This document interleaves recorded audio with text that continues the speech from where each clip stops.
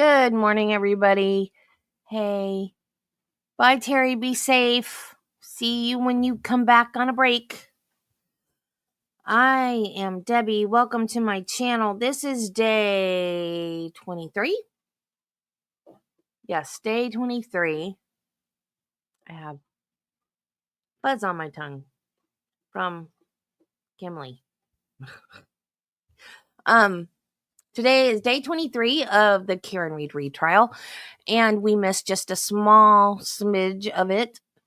Hey, Robbie. Hey, Terry. Hey, Nancy. Hey, Judy. A clinical associate professor of pathology and laboratory medicine at Brown University, Elizabeth Laposada will appear as an expert witness for the defense in the Karen Reed trial. Alan Jackson maintained that Laposada's testimony would demonstrate that Officer John O'Keefe did not suffer from hypothermia. Did anyone catch the court reporter throw her head back and gasp when Alessi said he had at least a half a day left of cross? I did not notice that. Dang it, y'all.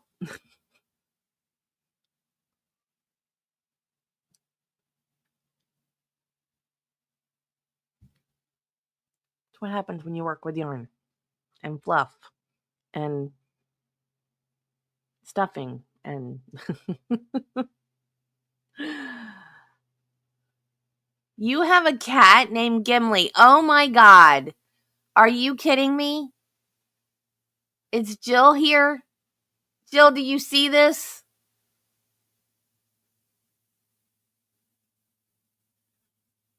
Oh, Robbie.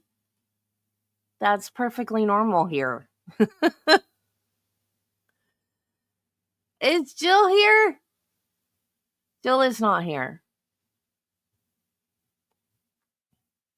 Okay, we have to tell Jill about your cat. You really are. We really are triplets. Okay. Okay, so I had to go to the doctor yesterday. Great report. My blood pressure is fine. I am still pre-diabetic. I am not diabetic anymore. So, that was just a very quick appointment just to get my medications refilled because they were refusing to refill my medications because I hadn't been to the doctor in so long. I didn't need to go because I've had my medications and I've been fine. But no, I had to go and see a face. So now I have to get a physical. So I have to go back. I don't remember what the date was. Oh, yes, I do. July 1st. So I doubt the trial's going to be done by then, but I made it at like 8:20 in the morning. So we might just have to start late that day and no full specter. And then they want me to go get a mammogram, a colonoscopy. They want me to go to a podiatrist. They just told me I'm not a diabetic anymore, but they still want me to go to a podiatrist. I was like, nope, I'm not going. So they did a little thing where they used a sharp, not really, it wasn't sharp, but, and they tapped my bottom of my feet. Can you feel this? Can you feel this? Yes, I can feel it.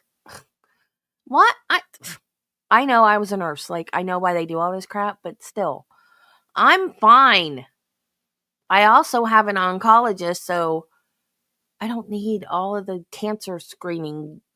I have a cancer screener. Ugh. Getting old sucks, y'all. Don't do it. Don't do it. And I live like 2 hours from the Fountain of Youth. I need to drive over there and pay for one of those bottles. You can actually buy bottles from the Fountain of Youth. Okay, so we're going to watch the little bit of testimony that we missed and then the voir dire that they allowed Alexi to do, or that I should say Bev allowed Alexi to do. And Anybody want a beagle? I don't know what she wants. She's staring at me. What? Don't know what she wants, y'all.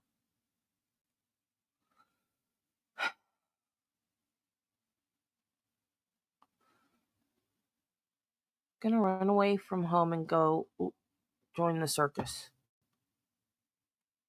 Absolutely. This Lexus could have been shot off into space. Yeah. Highly, highly unlikely. But All again, you're asking an engineer about possibilities and probabilities. Let's get back to reality. So in terms of the Lexus itself, because you, under your method of analysis, don't have the starting point, you can't rule out that under your scenario, the vehicle would have gone up on the lawn. You can't rule that out, can you, sir? I cannot. No, it could have. Okay. Now let's go to the next topic.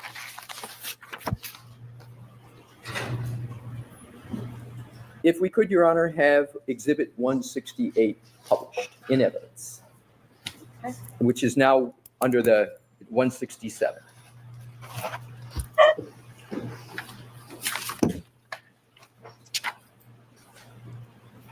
What, Belle? Why are you looking at... Now, as I understand your testimony, Dr. Welcher, you believe that it's possible that the Lexus tail light could have caused these wounds to man. More specifically, it's your belief that the lacerations would have been caused by the vehicle scratching Mr. O'Keefe's arm as it drives past him. Is that correct? I don't know. I'd characterize it that way. What happens is, this 6,000-pound vehicle is coming, and he's standing on a, icy, snowy roadway area, and it's going to contact him and move his whole body and induce rotation. Right. So it's going to contact him and, under your theory, induce rotation. So wouldn't such a movement of the car relative to his right arm result in horizontal injuries to Mr. O'Keefe's arm, as can be seen on his bicep above the elbow? So could we pull up one of my slides to address this issue? Sir, I'd like to answer your question with a slide that I have that addresses this exact point. I'd like to stay with this slide, Dr. Welcher, and see if you can answer my questions off of this slide. So I'll repeat it. Sure. Do you agree that the injuries up at the upper part, where you're familiar with the bicep brachialis? I am. And aren't those two up at the top, right over the bicep brachialis? They're actually about midway between the biceps and the triceps. Right.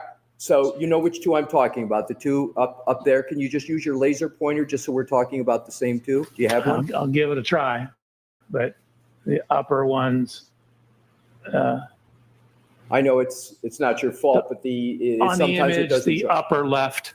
Yes. I mean, technically, the ones right to the right of that are also on the biceps and triceps. Right, but the I'm talking biceps goes all the way to the elbow, so do the triceps.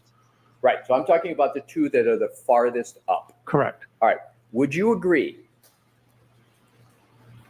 that those are in a horizontal orientation? Generally, yes, which is what you'd expect with your arm like this and the tail light coming across like this, which is what I showed in my slides. My questions are trying to keep this moving. I just asked if those are in a horizontal orientation. Yeah, Yes more or or no? less. They're angled down slightly, but more or less horizontal. Okay. Isn't it true that if Mr. O'Keefe's arm were to be flexed like it was with the test subject in your blue paint test, the lacerations on Mr. O'Keefe's forearm would be oriented in a vertical direction? Absolutely not. If you pull up my slide 117, it'll show exactly that it is like perfectly horizontal. when you're standing like this, and this is the tail light, the laceration, when it comes across here and pushes my body, it's going to make a horizontal laceration because the 6,000-pound vehicle is going to push me out of the way. As this pushes me out of the way, it's going to drag and create a horizontal laceration across my arm. This is exactly what you'd expect. So let's talk about the forearm, sir. We may have miscommunicated.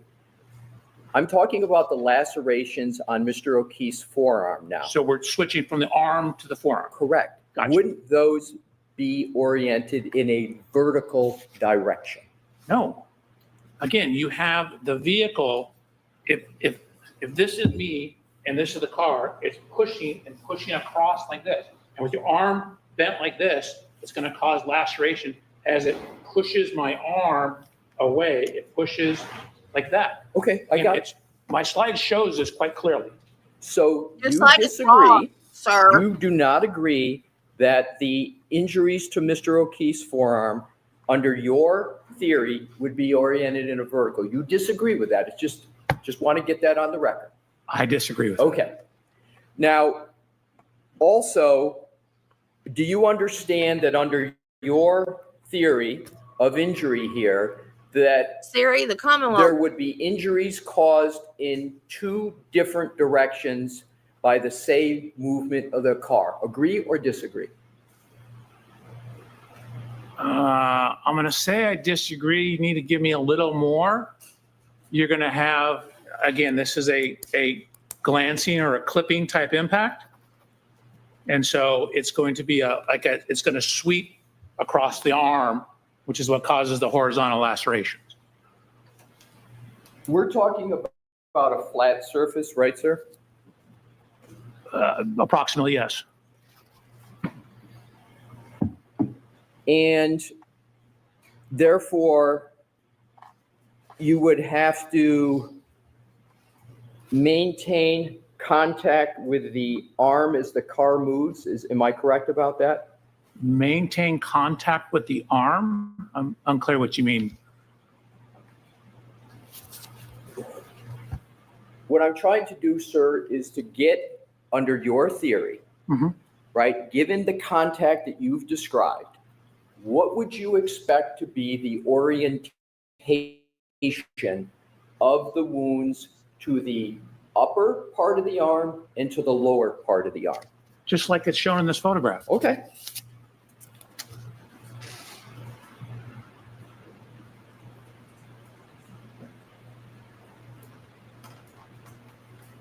Why wouldn't it be the other way? How can a lesson pass Isn't that it the without case testifying? with your theory that the tail light would have to break, and after the break, the arm would have to maintain contact with the arm as the car moves? So that is what happens in pedestrian contacts. There is a contact duration. For example, you asked me earlier in that calculation you had me ran, you said 0.01 seconds. That was the contact duration. So when you have things like this, You were a that's doctor. why you have to allow, if you do testing, the body to move, because the car is going to hit the body. It's going to cause it to move. The body's going to rotate away, and the car is going to continue on in that clipping type impact. So the arm is definitely in contact with the rear of the car for some time.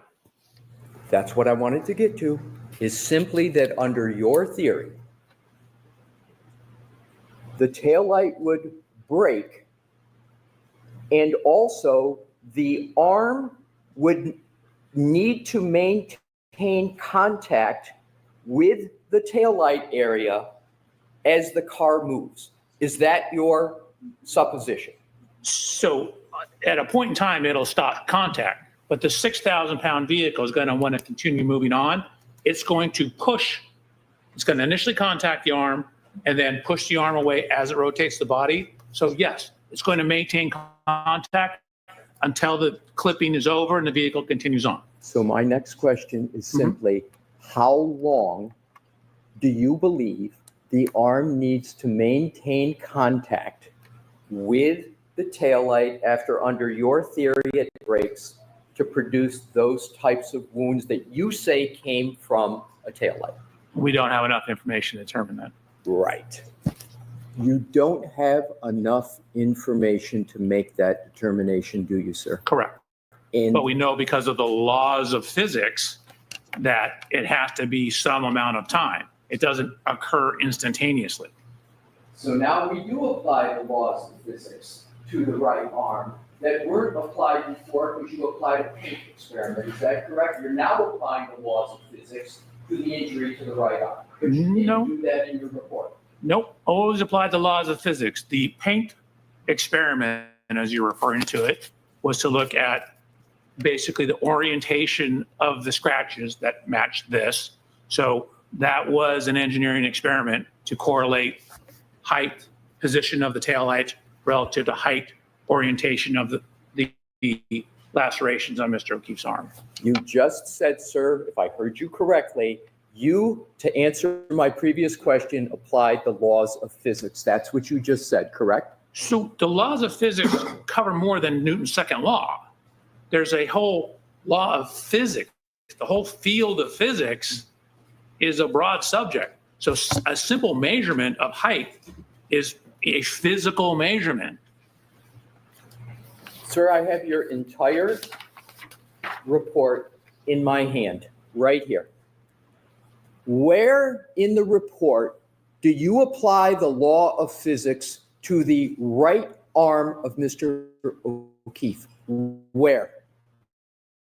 So in the paint experiment we did, the laws of physics about gravity, orientation, things like that, I didn't apply Newton's second law as we already went through. But again, those simple positions, arm angles, the possible physical arm angles, those are all generally governed by the laws of physics. The laws of physics are very broad. Sir, I'll ask it this way. Where in your 14-page report do you even mention the laws of physics related to the right arm of Mr. O'Keefe? So in terms of applying the laws of physics. I'm not asking applying, just where in the report is it mentioned law of physics relative to the right arm? Can you point me to where? Would write a report that said these are the laws of physics. I would say these are the numbers. But for example, the timing in GPS, how a clock times, the concept of a second, what does that mean? Those are all concepts of physics. So the timing, the GPS, the mileage, how we calculate the mileage, those are all based on the laws of physics. I'm talking about injuries to the right arm. That's not what you asked. You asked me about my whole report. Sir, if you could, please, I just need to finish my question. Where in your report do you use any laws of physics in connection with injuries to the right arm of Mr. O'Keefe? Can you point me to a word or a page in your report? Yes. Where? 2A, 2A Roman numeral 1, 2A Roman numeral 2, 2A Roman numeral 3, 2A Roman numeral number 4, 2A Roman numeral number 5. Sir, I followed all of it, but what I'm asking about is where in all of what you just mentioned is the word right arm? I'll take what you just said. Where in 2A and all of those is the word right arm? Where is it? Oh, sorry, it's in number 3. So let's go to 3. You state the location and orientation of the laceration on John O'Keefe's right forearm and right arm are consistent with the geometry and orientation of the right tail light of the Reed 2021 Lexus LX 570. Where? Can you read the next sentence? I'm sorry. Is it see PowerPoint slides 102, 120, correct? Correct. All right. I want to just start with the report. Did you apply any force analysis to support 3? So in terms of the force analysis, I did not do an F equal MA analysis, but in terms of, say, the contact pattern, I obviously had to apply some force, even at 2 miles an hour, to do that. So the answer is, what you cited, number 3, you did not use a force analysis, correct? So force was applied to my arm in the paint test. I didn't do an F equals MA force analysis. Thank you. You're welcome. So now let's go to the horizontal movement we were talking about with regard to the car. And you can agree or disagree. Sorry. Picture's done. I'm sorry, we'll take that down.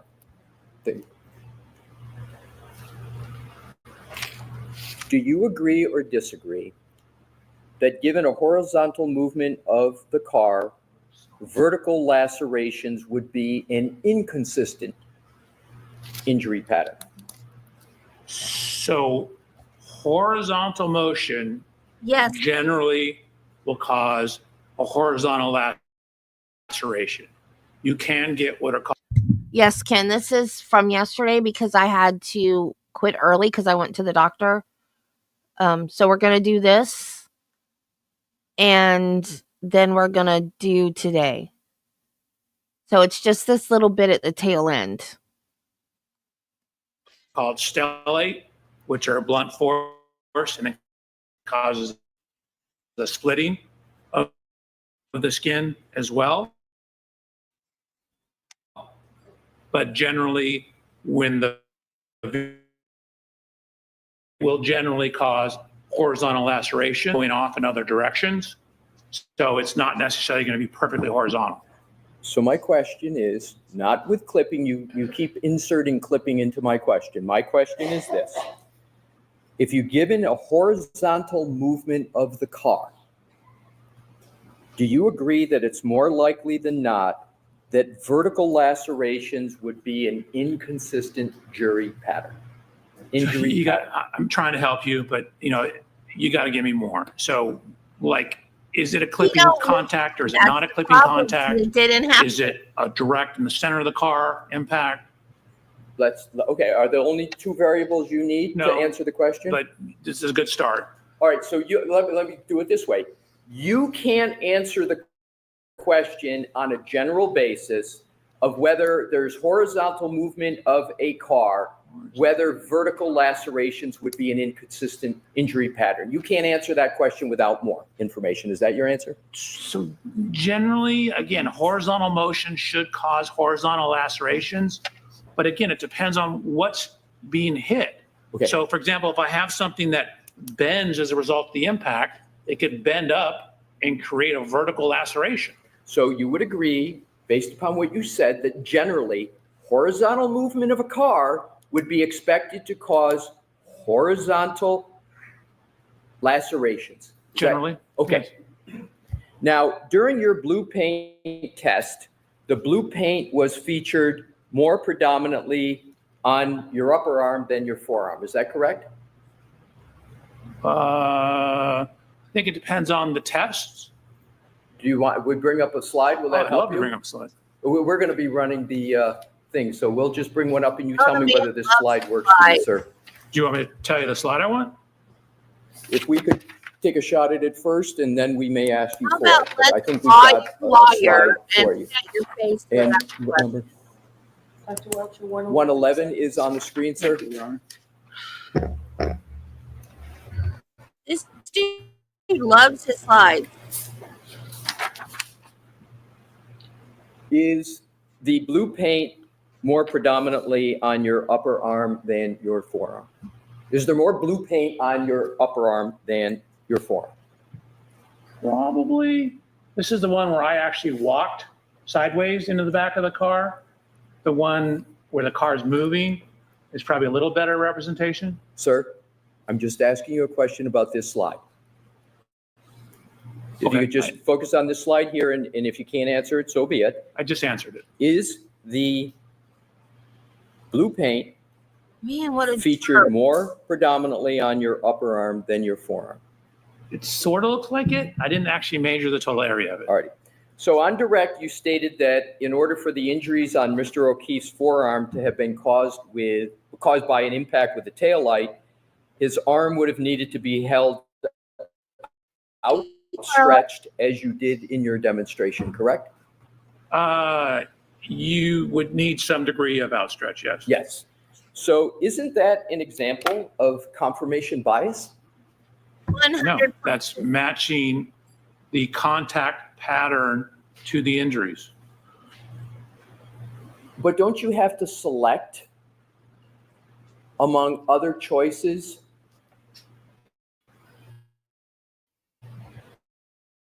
this outstretching of the arm? Don't you have to make that selection from among others, correct? The physical evidence on his arm to the physical evidence on the car, and then running a test to see if dynamically those matched up. So it's, I didn't have it hit the exhaust pipe, for example, because there was no assertion it hit the exhaust pipe. There was no damage to the exhaust pipe.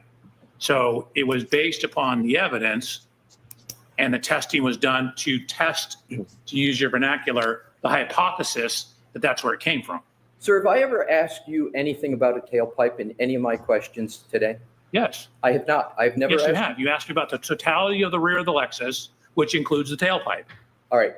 I am not going to be asking any questions that involve the taillight in any fashion. So what I'd like to do is to go back to the question that I'm asking, which is, did you consider, as part of the scientific method, in terms of more than one hypothesis, did you consider in your analysis any other orientation of Mr. O'Keefe other than the one you selected for your pain test?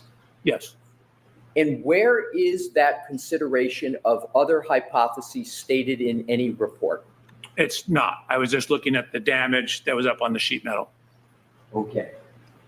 So are you saying that you considered other orientations of Mr. O'Keefe relative to the vehicle as part of your analysis? In terms of where exactly the hand would be, some slight different angles in the forearm, which is from the elbow to the hand. I did consider that, but all the physical testing is done with the hand hitting the approximate center of the taillight. Do you have any notes that you took for these alternative orientations? No, I think I just included photographs of that damage. Do you have any proof at all that you considered those other orientations? Anything in writing? No, I don't believe so. Did you consider any other locations of Mr. O'Keefe under your theory relative to the back of the SUV? Sure. In the beginning of this, I started about, hey, it's all over. It could be anywhere on the back of it. Then whittled it down based upon the evidence, started eliminating various hypotheses based upon the evidence, and came to this conclusion, eliminating hypotheses based upon the taillight fragments near his body, the lacerations, his height, the height of the taillight in a Lexus. So it was an iterative process. Did you mention any of these supposed hypotheses in your direct testimony? No, because I was able to reject them. I didn't come in here to tell these people what didn't happen. I came in here to tell them what I believe happened. Would you agree, sir, that the scientific method earlier has the scientists identify various hypotheses, go with the data that supports it, but you show your math as to why you're rejecting hypotheses. As you said, you rejected them. I'm asking for proof that you considered other hypotheses. Do you have anything in writing, any notes at all, any videos, any tests that you did, documentation of other hypotheses other than picking this one? Do you have any documentation of that? So I did a bunch of tests with the Lexus. I did backing tests. I looked at how the rear system worked to see if it would autonomously brake. I confirmed it did not. So I eliminated that as a hypothesis. I tested the steering. I tested the transmission, what 1, 2 represented. So I did a whole bunch of tests on the vehicle. I understand you say you did a bunch of tests on the vehicle. My question is, did you ever take the vehicle and position yourself or anybody else in various locations to determine whether or not your hypotheses could be properly rejected? Do you have any documentation that you did that? I mean, I did do 1 static and 2 dynamic tests in very similar positions, though. So I did a total of 3 tests relative to the arm. Where is the documentation for that, sir? It's in the file. I gave it to you. Some of the slides are some of it. All right, so Mr. Alessi, I think if we're going to, I'm going to move on, Your Honor. So okay. But Mr. Alessi, hold on. We're going to do that voir dire. Can I ask, I just have one other, Your Honor. I can do it in short order if I could, Okay. please. I wasn't finished my. Go ahead, finish your answer. So slides 109, 110, 111, actually through, I guess, 121 deal with the testing of the hypothesis. We'll come back to this at another time, Dr. Welcher. So what I want to do is to finish up on this point. So is it your testimony that no part of what you did in selecting this area, no part of it is confirmation bias? You say there's no confirmation bias at all in what you did. Is that your testimony? That's certainly my goal. I try and eliminate all confirmational bias. I didn't start out at this particular location. This is where the physical evidence led me to. So I would say the conclusions are supported by the science. My question is, did you engage in any confirmation, and this would be my last question, did The you answer is no. engage in any confirmation bias in terms of how you approach the issue that you have testified about in written reports? The answer is still no. It's a good All right, written. so, okay, thank you. All right, so Yeah. jurors, we're going to send you home because we still have work to do here and we don't need you waiting there while we do it exactly. So tomorrow is a half day. We'll see when exactly that half day ends, but we won't be here until, we won't go until 4 tomorrow. Those 3 cautions: do not discuss this case with anyone, don't do any independent research or investigation into this case. If you happen to see, hear, or read anything about this case, please disregard it and let us know. With that admonition, please be very careful with your social media use. See you tomorrow morning. Rise to the jury. Why did he laugh? Okay, Mr. Alessi, it's your voir dire. If I have a moment, Your Honor, to switch.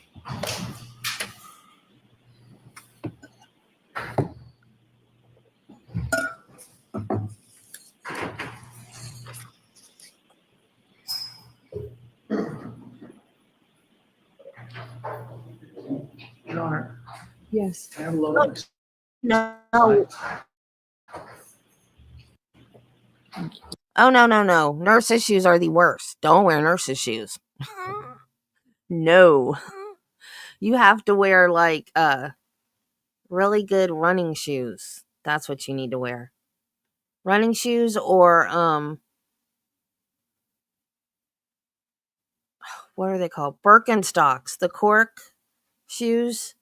Those are really good. Danskos, those are good too. Those are technically nurses' shoes, I guess. I think, I don't know what they were originally made for. In the hospital where I worked, actually the doctors were wearing them before the nurses were wearing them. They have kind of a wedge heel on them though. I did end up spraining my ankle wearing those, but that was because they worked great when I worked in the hospital. But then when I switched to the nursing home, the stupid landscaper like edged the sidewalk and made like a little trench between the grass and the sidewalk, and my foot, I stepped in a little trench and my foot turned. It had nothing to do with my shoes, but my boss insisted that it was my shoes.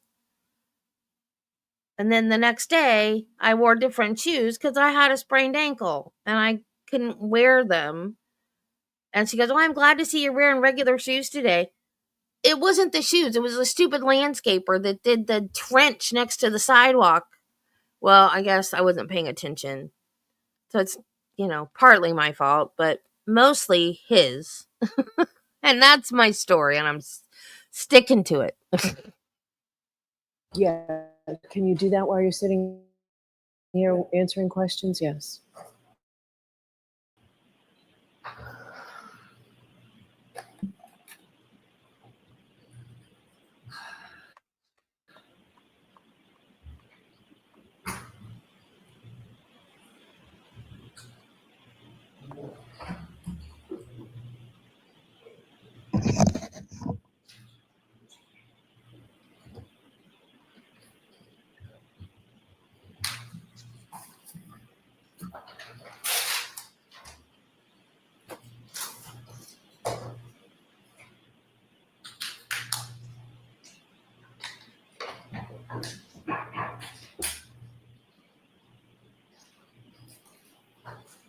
I'm going to start with Your Honor with regard to Paul. Okay, and we're on a very limited schedule here. Okay.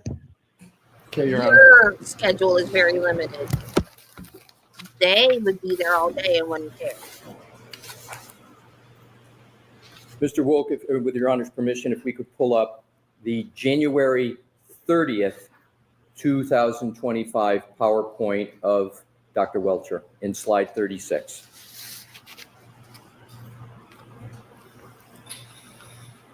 You see that, Dr. Welcher? Do you recall that from your January 30th, 2025 PowerPoint?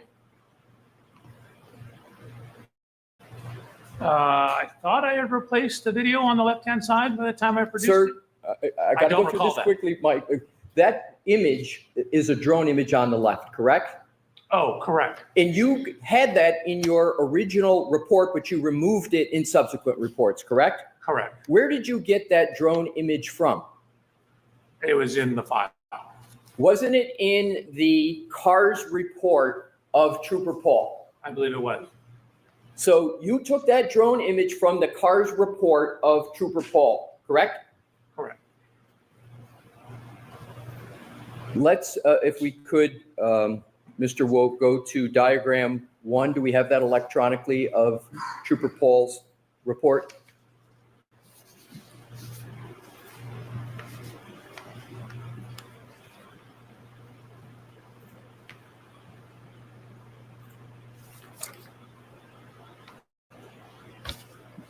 Do you recognize that as diagram 1 from Trooper Paul's report?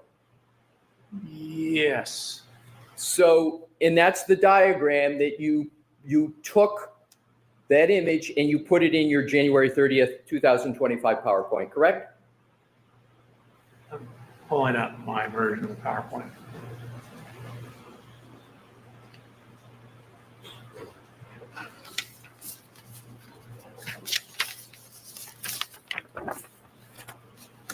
Yes, that's correct. Okay, if we could take that down, I'm going to go to the next example.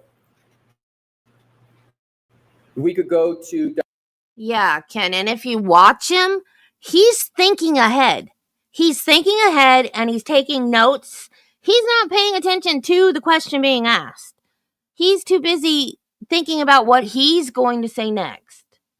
And you made another comment about the scientific method. It also requires that your tests are repeatable and have the same outcome. And he said his tests had different outcomes.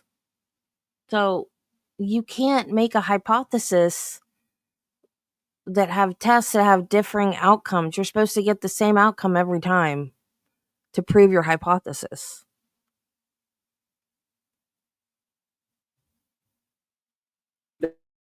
Dr. Welcher. I'm sorry, actually, can we go back to that? Yes.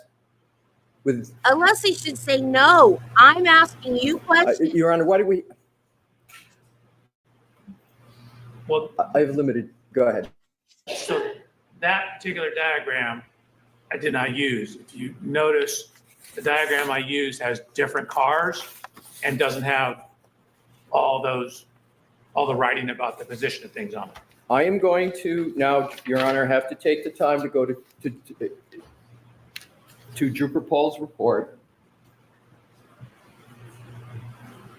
We have the hard copy. Oh, that sounds like something I Turn the would do lights on, too. please.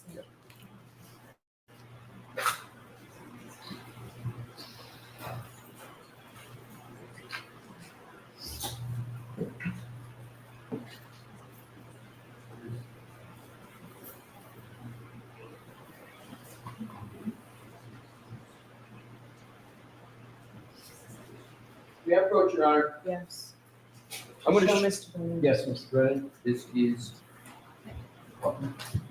May I approach you, this? Excuse me, Dr. Welcher. You see this first page, you recognize this as the cover page for the Trooper Paul report that I was referring to. Will Lisa, can you show me the signature? You want to look at the report, sir? I I'm do. not so sure there is a signature on the report.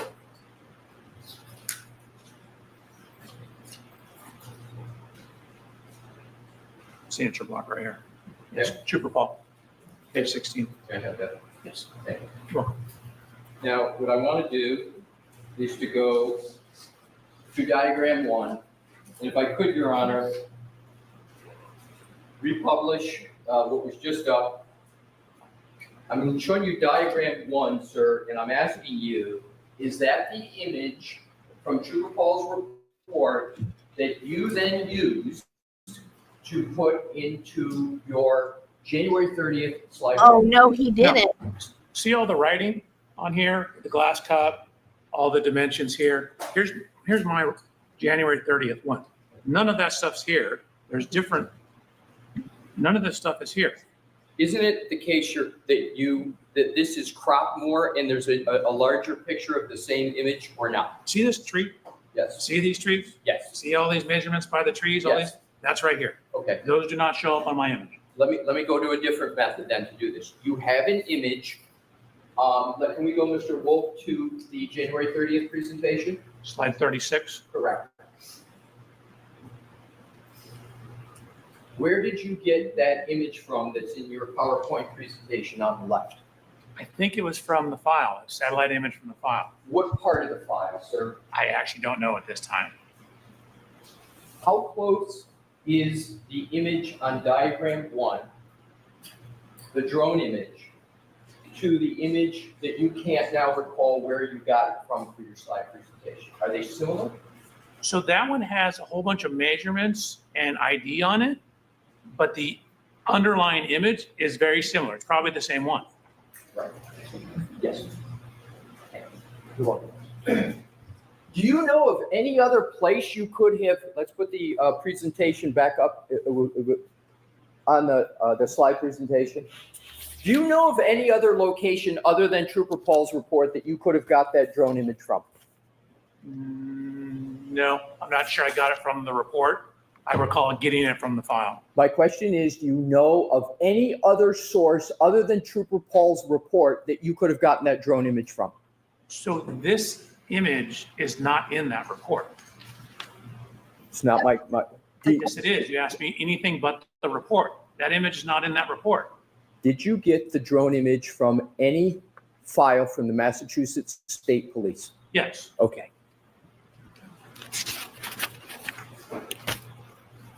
Did Trooper Paul work on any drone images to your knowledge with respect to 34 Fairview? I don't know. But you would agree that the drone images are from the Massachusetts State Police file, correct? Give me 1 second.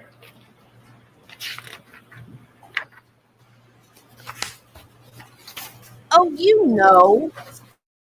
Why you write like your papers? You know.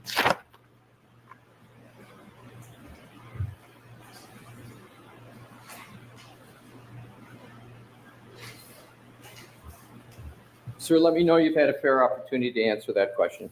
Yeah, give me a second.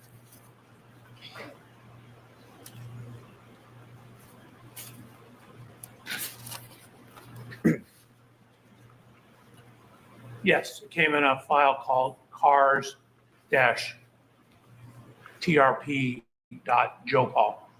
Okay.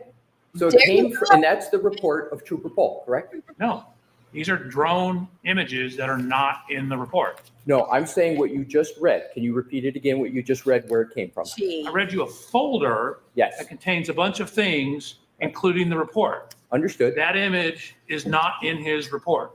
Can you read the file name again that you just read? The folder name Yes. is cars-trp.jpal. Okay. And did you get the drone image from that file folder? I did. Okay, thank you. You're welcome. Now let's go on to the May 26, 2025 PowerPoint that you created. And I'd like to go to slides 25, 26, and 27.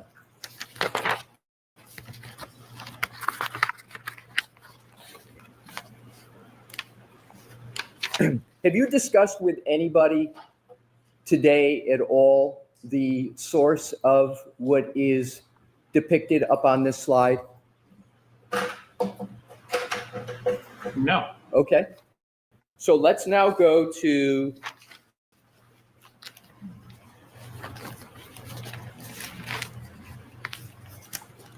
where did you get you see the larger chart to the left there in the, looks like mostly a rectangle. Do you see that, sir?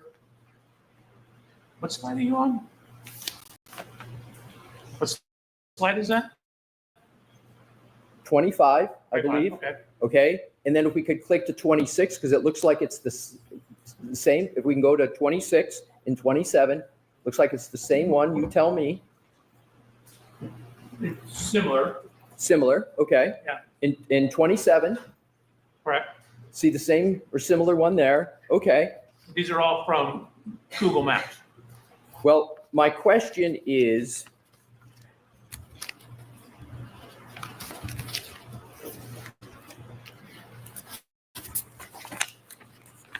may I approach, Your Honor? Yes. Thank you.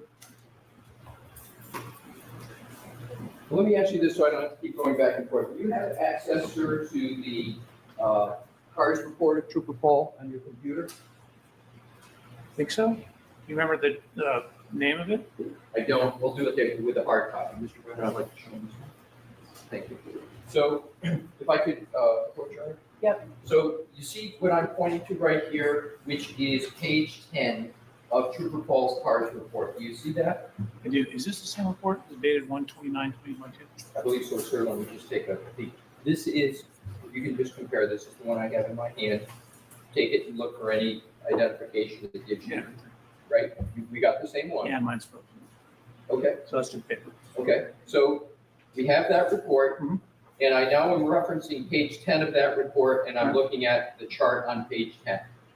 Is that chart on page 10 the same or substantially the same as the chart that is up on your slide presentation right now? So it, not the same. I did not use this data at all, but we both use Google Maps. Okay. All right. Now let's go to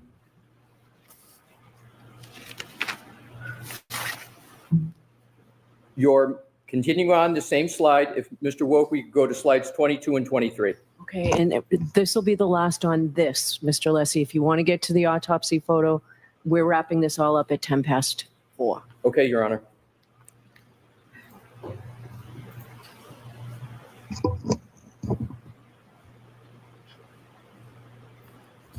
You see these photos? I'm sorry.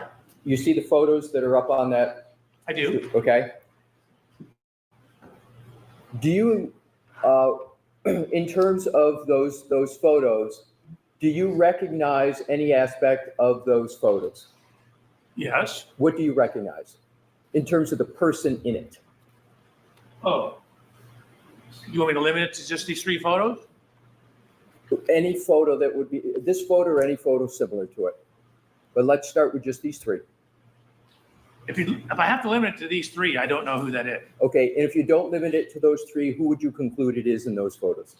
It appears to be Trooper Paul from other photos. Okay, so you can tell from other photos that this is Trooper Paul in these photos, correct? I have photos of Trooper Paul in the car. I don't Right. know that someone else switched out. I have no reason to believe this isn't anybody but Trooper Paul. Okay. Would you have any understanding that there's any other trooper that would be doing this type of analysis other than Trooper Paul? Someone else took the photographs? No, I'm talking inside the vehicle. I'm sorry? Inside the vehicle doing what's depicted here. Someone is inside the vehicle taking the photograph. What's your best conclusion as to who that is? Trooper Paul. Thank you.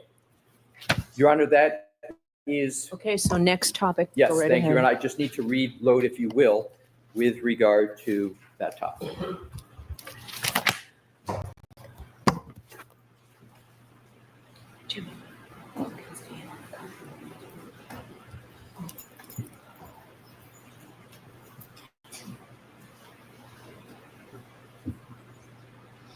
Okay.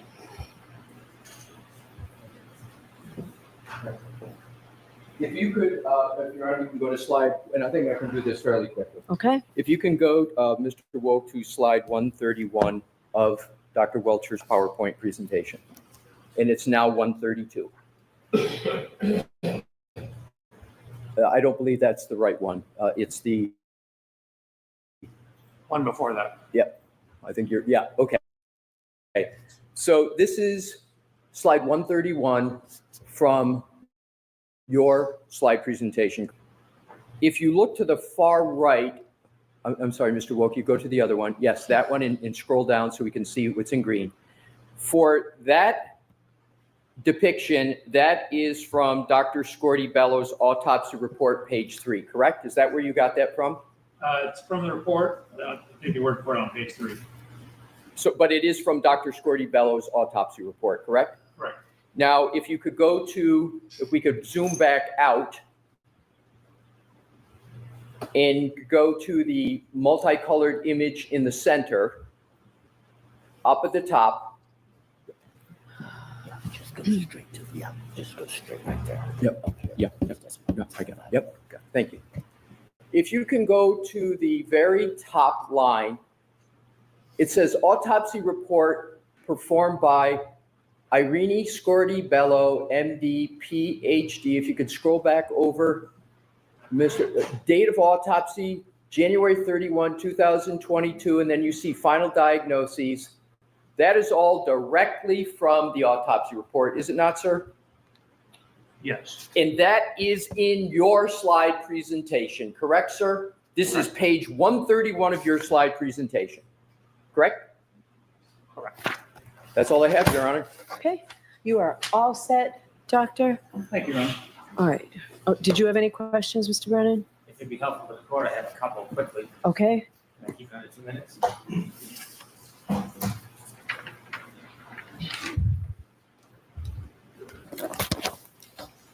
Dr. Welcher, you were shown a photograph of the street of Fairview Road. Did you know that didn't come from Trooper Paul? It came from the CERT report, and Trooper Paul then took it from the CERT report and put it in separately in his presentation? Did you know that? I had no idea. I just was given it as a folder. And the photo you were using, it didn't have the markings that Trooper Paul put on his report, did it? It did not. When you used that photo, was it because you were borrowing, relying on, or using any of Trooper Paul's reports for your conclusions or any of your decisions or analysis in this case? I did not use his report at all. It was simply limited to the use of the photo to show a different demonstrative issue. Correct. And then when you saw diagram 1, again, that was different than what was used in Trooper Paul's report because it had absent in it all the writing. Isn't that fair to say? That's fair to say. Did you rely on Trooper Paul's analysis or conclusions in this case for your conclusions and your analysis? Not at all. Is that why you went and downloaded the information and looked at the car and did everything individually, separately, and uniquely from Trooper Paul? I wanted it to be independent in my analysis. Regarding Dr. Scotabello, did you ever consider her conclusions regarding manner or cause of death as a basis for your analysis and conclusions? Yes. And when you considered her analysis, did you consider the conclusion of undetermined cause of death, was that part of your analysis? Oh, no, I was using like the skull fractures, the description of the injuries. So you were considering the information in her autopsy report? Correct. How about her conclusions? Did you rely on her conclusions to do your studies or any analysis in this case as far as cause of death or manner of death? Only I thought I said blunt force trauma and hypothermia. Okay. Regarding her conclusions about whether this was caused by a car accident or not, did you consider that as the basis of your opinion? No, I wouldn't take a person like that's opinion for that. Did you ever have a conversation with Dr. Scotabello about her expertise limitations? No, I would want a biomechanical analysis. Was your opinion regarding the collision in this case, did it have anything to do whatsoever with Dr. Scotabello's conclusions regarding cause of death, whether it was accident, undetermined, or homicide? No. Okay. Thank you. Yeah, Your Honor. All right, one question. Can we just wrap it up? I'd like to hear you argue, but we don't have time. So I'm just going to I have decision. two questions, Your Honor.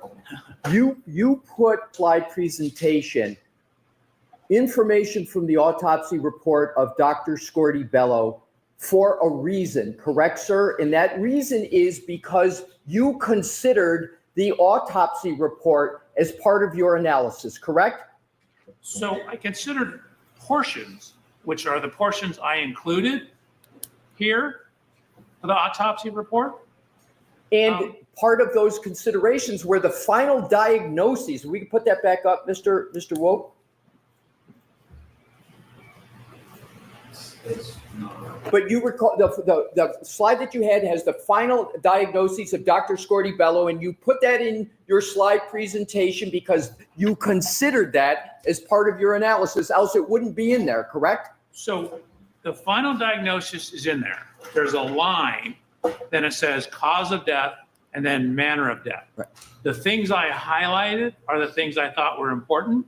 So the highlighting on slide 130.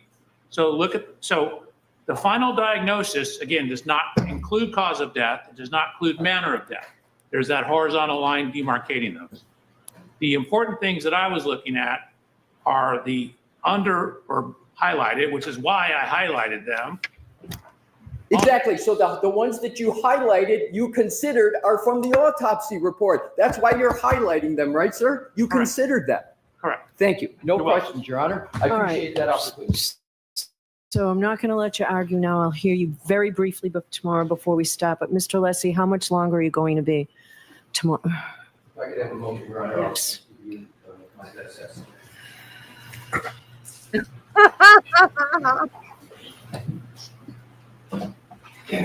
Oh, she is so done.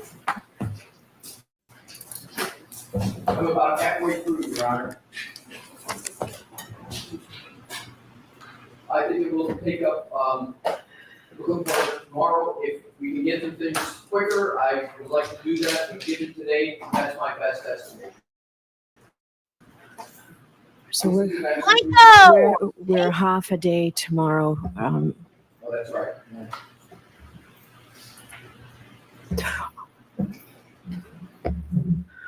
So it may be that we have a 20-minute break tomorrow and we finish up by 1:30 by going straight through.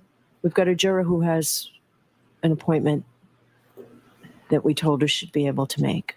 So I'd like to do everything we can so that Dr. Welcher doesn't have to come back or stay here another day. Oh, thank So you. let's just see what we can do, and we will do the same thing for your experts as well.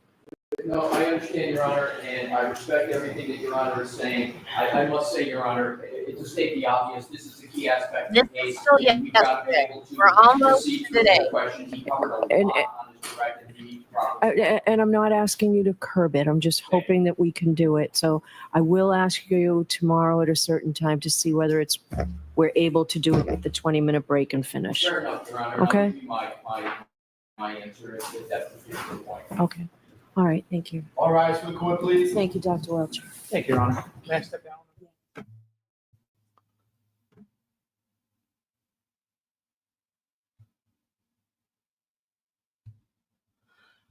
Okay, now moving on to today.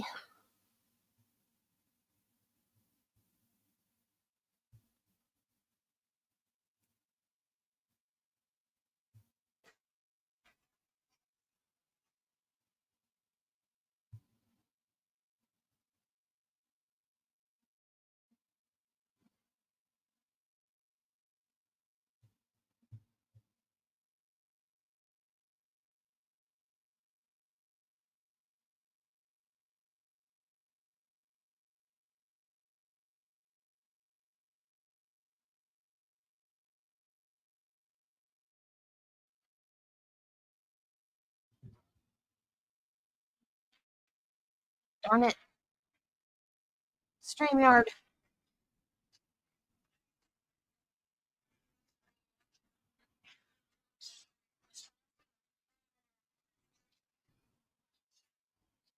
Hang on. StreamYard muted my audio again.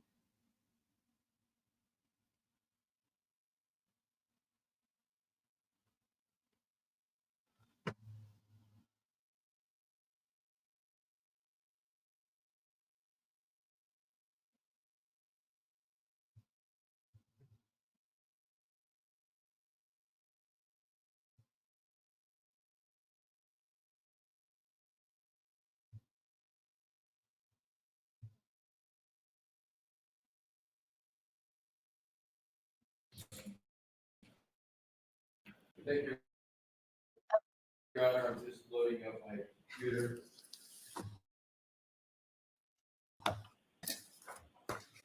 The reason why they don't have to give a reason for objections is because Bev doesn't want them to. And the reason why, my personal opinion as to why she doesn't want them to, is because it's harder to overturn her decisions on appeal, because there are times when if a lawyer makes the wrong reason for an objection, it can be overruled or sustained based on the reason they give. If they don't give a reason, then she can make up the reason and sustain it or overrule it on the reason why she thinks it should be sustained or overruled. So that way it doesn't get scrutinized as heavily, and it won't get overturned if she makes an incorrect decision, because she can just say, well, I thought they meant this. I thought they were objecting because of this. So I think that's her own little loophole. She doesn't want them to say. And I hate it, because half the time I don't understand why they're objecting, because they're not allowed to say why.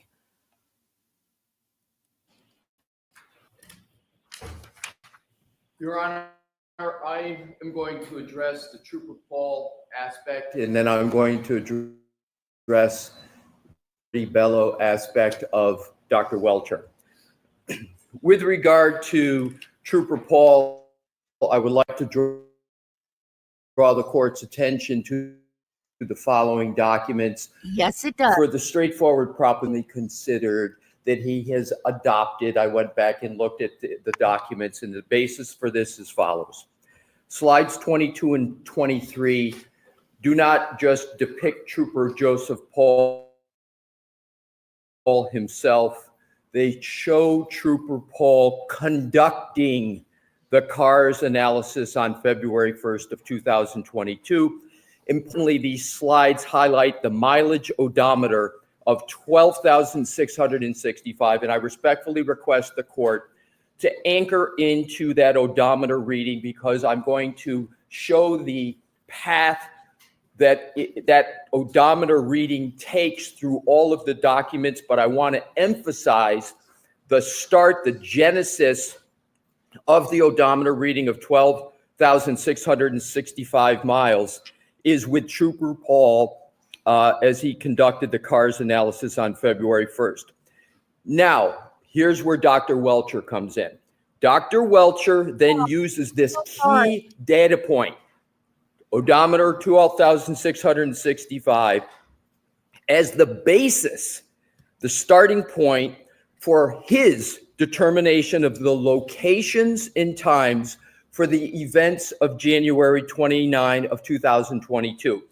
Dr. Welcher uses his scenario analysis of Miss Reed's travels, and that's detailed on slides 24, 25, 26, 27, and 28, to calculate and then deduct 36 miles from the odometer according to Trooper Paul on February 1st of 2022 to arrive at an odometer reading of 12,629, which obviously is different from the start, the anchor I talked about of 12,665. So the assumed odometer of 12,629, again, is based on Trooper Paul's CARS analysis in slides 22 and 23, are then used as a tether, a connection to the events recorded by the VCH in the Lexus on the following slides: 28, 29, 30, 31, 32, 33, 35, and 36. I elucidate this and I explicate the slide numbers to show how many there are in Dr. Welcher's report that are rooted in the anchor point and then the change in the deduction of the odometer. So the events memorialized by Trooper Paul on February 1st, including the odometer reading, provide the foundation for Dr. Welcher's entire analysis of the VCH events. The entire analysis of Dr. Welcher's VCH events. That is the adoption aspect of what I started with. 2 more points.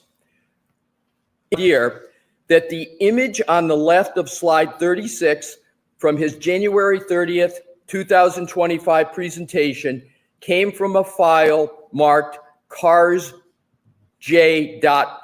Now, he did contend that it wasn't the exact same image, but I want to go to this. In fact, the image on slide 36 is from the drone used by Trooper Paul, and the citation for that is page 4, item 11 of the CARS report. That's where the drones are from. Dr. Welcher didn't do any drone activity. He took the drone that he had in his report that was just a little bit different than the one I was showing him. It comes from page 4, item 11 of the CARS report. And I quote, "The crash scene was documented during the on-scene investigation by utilizing Alicia's GNSS GPS mapping system and a DJI Mavic 2 UAS. This data was input to a computer-aided diagram program, which is IMS 360. Here's the key: to produce a scale diagram of this collision. So the DJI Mavic is the CARS team drone. This image of Dr. Welcher's slide 36 is clearly and indisputably from the drone. And the only drone extant is the drone of Trooper Paul and the CARS team. Last point with regard to the Trooper Paul basis in adoption of Dr. Welcher. Mr. Brennan asked Dr. Welcher on voir dire if the image from slide 36 actually came from the CERT team, which is simply not true. The CERT team, actually Lieutenant Tully with the CERT team, took about a dozen photos of the taillight in the snow in the dark around 6 p.m. on January 29, 2022. Lieutenant O'Hara said that the CERT team never traveled back to the scene again. So there were very obviously no photos or images taken by the CERT team in the daylight from the drone. And I again refer to slides 22 and slides 23, where Dr. Welcher said it was more likely than not that it was Trooper Paul in those slides, but the point, whether it's Trooper Paul or not, is completely overwhelmed by what I just argued and presented as specific factual basis for a review, a consideration, and an adoption of the work of Trooper Paul. unless your honor has any questions, I would now move on to Dr. Scordi-Bello. Thank you.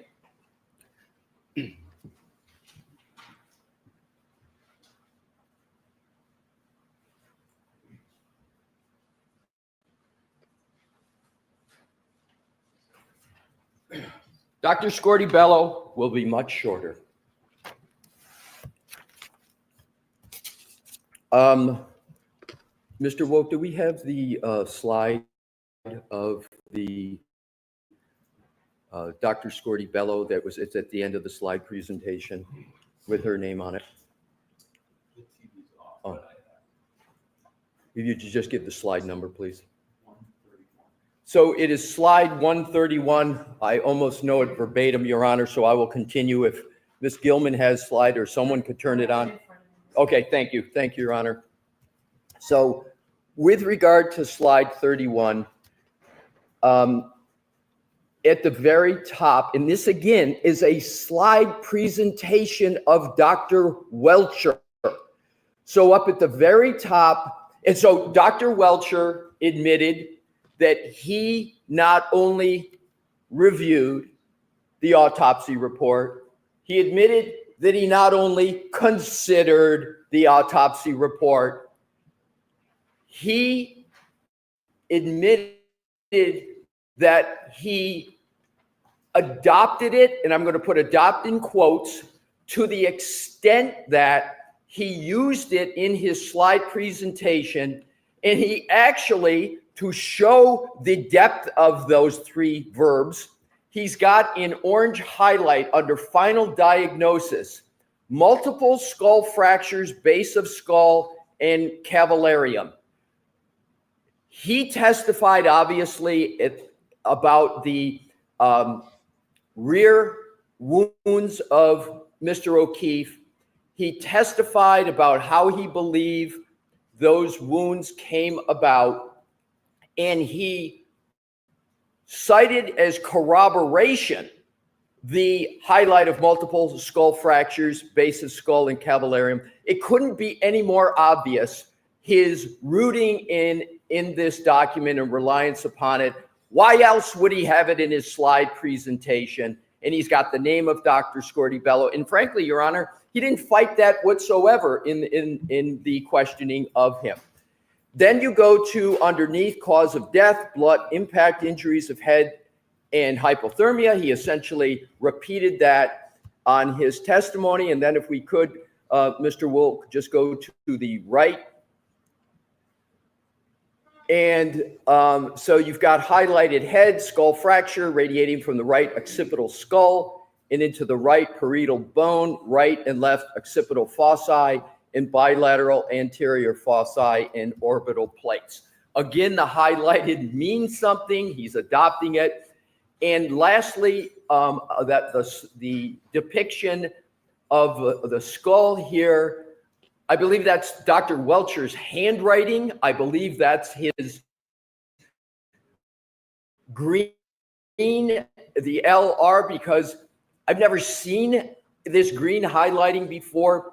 And it could also be Dr. Scordi-Bello's. That's another possibility. I'm not sure. But let's assume sort of the most conservative part that it's Dr. Scordi-Bello's. The key part is he's got it in there and he is referencing it. So, Your Honor, the last point really for both of them, and I wanted to save this point because it applies to both. With regard to experts, the law is clear. So I think the easiest part to show what our position here is the adoption. But in it, it's clearly shown. Adoption doesn't mean you have to agree with it. You just have to put your expert hands around it, wrestle with it, deal with it. And there is no rule of law that I'm aware of that says you can't question an expert witness unless it's something that the expert witness agrees with. If the expert witness has reviewed it and considered it, and especially if they've rejected it. The easiest is obviously reviewed, considered, and adopted.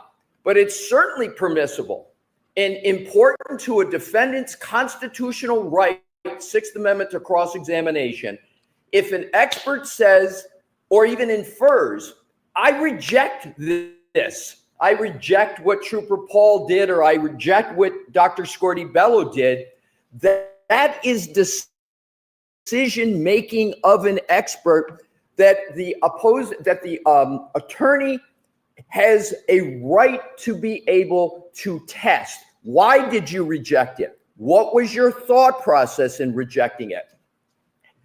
And that applies to both Trooper Paul and Dr. Scorti-Bello, because as I understand it, this witness, Dr. Welcher, is not, he says, I'm not relying upon Trooper Paul, which is completely false based upon what I just showed.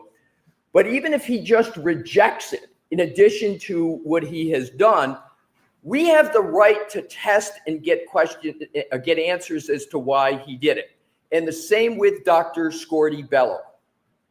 Once he goes to this level, Your Honor, I believe it's a straightforward right, especially of a defendant in a criminal trial, and especially of the stakes and the charges this high, that we get to test it. What I think, lastly, my point here, Your Honor, the Commonwealth is doing is this. The Commonwealth knows Trooper Paul and Dr. Scorti-Bello are problematic for their theory and their narrative. Trooper Paul has got, if you work backwards from his key cycles, you end up with 1162.2, their key cycle. That ends up being not in front of 34 Fairview, but it ends up when the Lexus is in the possession of the state. That is the result of that. And that was something that was addressed square head on in the first proceeding. We're not coming up with some fanciful ghost in the second trial. This was gone through extensively in the first proceeding. And I understand this is a new trial, but it goes to show it's not something coming out of the blue, etc. And with regard to Dr. Scorti-Bello, it was remarkable on the redirect that I've never seen a prosecution essentially go after the opinions and conclusion of their own medical examiner, when they basically said, the medical examiner, I can't call this a homicide. The manner of death is undetermined. And the medical examiner says, I don't see any motor vehicle impact injuries. There couldn't be anything more apt, more probative than whether or not the injuries to the decedent are from a motor vehicle. The Dr. Welcher himself is saying they are. That's the essence of his opinion. It's the essence of his test. We get to be able to respectfully, Your Honor, say, well, wait a minute. You said you looked at the autopsy. You said this. You highlight it. But you're going against the medical examiner on whether there's motor vehicle injuries. The experts can't, Your Honor, cherry pick and choose from documents. They can't use it as a shield and a sword. They can't put up, for example, Dr. Scorti-Bello's autopsy report, cherry pick things that benefit from them, and then and they did it on direct. And then all of a sudden on cross, when we want to go and test that, they say, oh, no, you can't do it. Your Honor, this whole argument is absurd, and it's antithetical to the Sixth Amendment. And even if, and this is my last point, even if this were merely a civil case, this would be routine cross-examination against the expert on the side. So in conclusion, Your Honor, I respectfully request that Ms. Reed and her team be allowed to exercise their constitutional right to cross-examination, the keystone of a defense in a criminal trial, cross-examination, and that they be able to take the shield that the prosecution is trying to put on us and be able to combat the sword that the prosecution has put forward with regard to trying to cherry pick from this information, and that we get to proceed, and we get to proceed undaunted from all the serial objections yesterday that interrupted my cross-examination. Thank you, Your Honor. Oh, Take that, Brennan. Hey, Wiggles. What arises from the litany of complaints by the defense is that there is no constitutional right to usurp the rules of evidence. There is no case law, as much as they urge the court and yell out the word case law and constitutional right and Sixth Amendment right. There is no case law to support what they are trying to do. It is a simple endeavor that is clouded by all the rhetoric that they offer. And it is clear, and the court knows what they're trying to do. They are trying to pit the inadmissible opinion of a non-testifying witness against a testifying witness. They have asked Dr. Scotibello what her opinion is. And although it's not consistent with our reading of the case law, they were allowed to introduce that it was an undetermined cause of death or mechanism. That evidence is already in front of the jury, but they can't simply repeat it because it sounds good to them or they think it's helpful. Simply because a witness uses a document or looks at it or uses part of an autopsy does not let them regurgitate an opinion that's already in evidence to try to phantom cross-examine an expert. Dr. Welcher is clear. He did not rely on Dr. Scotibello's conclusion that this cause of death was undetermined. In fact, as an aside, he said, I wouldn't, because she's not qualified for that. And so this is a simple game. What? Let's pit one witness against the other and suggest that the Commonwealth's witnesses are inconsistent. They take it a step further. They want to relive what they think is their past success last year in this case without actually calling the witness. They want the jury to. He did not just say that a medical examiner is not manner of death. Did he just say that? Did I? Seriously, is that what I just heard? Hear their perspective that a past witness had confusion in his analysis, but they don't want to call the witness. They want you to allow them to do that, not just shouting it out and have sustained objections, which has happened this entire case, but they actually want you to be able to allow them to ask Dr. Welch these questions, which he did not rely on.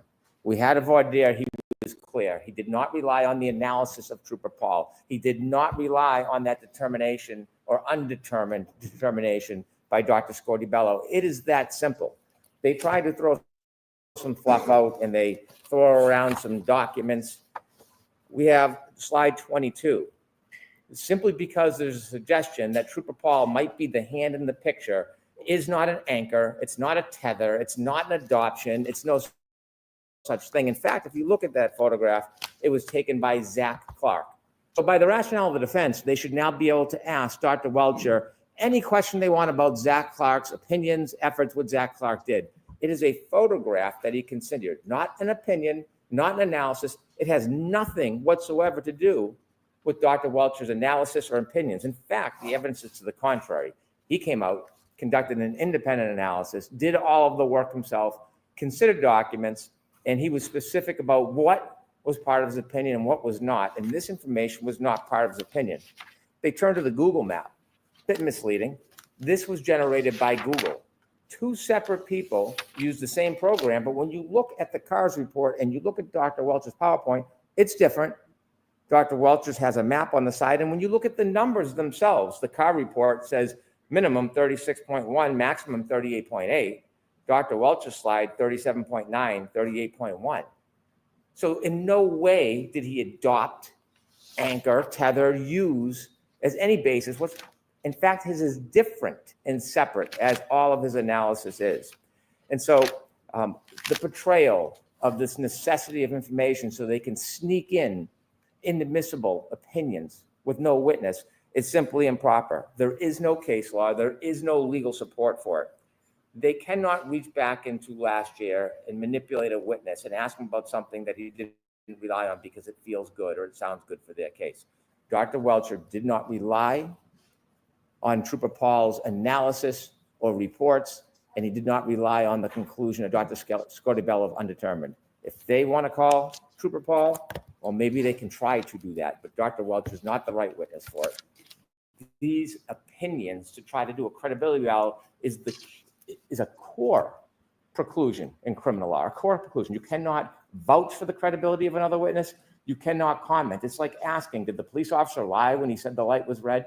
It's the absolute same analysis. It just has a lot of icing on it. Very briefly, bring the jury, start getting the jury ready, please. Your Honor, with regard to Trooper Paul, Mr. Brennan did not address 80% of the slides that I addressed that showed the basis. When he talked about the picture, making it seem like the picture is the only thing we're relying upon, there's clearly other items, but even the picture, Your Honor, the purpose of the picture is it's got the odometer reading. That's why they took the picture, and that's the tether. So the photo is completely relevant. It's not who's in it. It's the fact that that's the odometer reading they're using. Next point with regard to case law, Mr. Brennan presents none to go against the common sense law and that has been there for years. The other thing, Your Honor, is with regard to Mr. Brennan keeps trying to put my arguments into a credibility, like we're trying to attack the credibility of Trooper Paul. He says that we're trying to redo last trial. To the contrary, Your Honor, it's the Commonwealth that brought Trooper Paul into the second trial through Dr. Welcher and Dr. Welcher's reliance on all the work of Trooper Paul. They've brought it in here, and because of that, we get the right to cross-examine it. Last point. This is not about credibility. He keeps saying something that's not happening, that we're going to attack the credibility of Trooper Paul. What we want to do is to say to Dr. Welcher, you have brought up Trooper Paul. You have used his odometer reading. That odometer reading tethers through to Google. It tethers through everything you're doing. It's the foundation. But what you're ignoring, Dr. Welcher, are all the key cycle results that come from that odometer reading that you relied upon. Dr. Welcher himself can't cherry pick, grab things that he needs from Trooper Paul to do his analysis. And then the Commonwealth say, but you can't go after that because it somehow has Trooper Paul's name on it. It's illogical, Your Honor, and it's incorrect under the law. Thank you. So I disagree with you, Mr. Alessi. I'm not allowing in the line of questioning regarding Trooper Paul, and I'm not allowing the line of questioning regarding Dr. Scorti-Bello. So that's my ruling. Let's bring the jury in.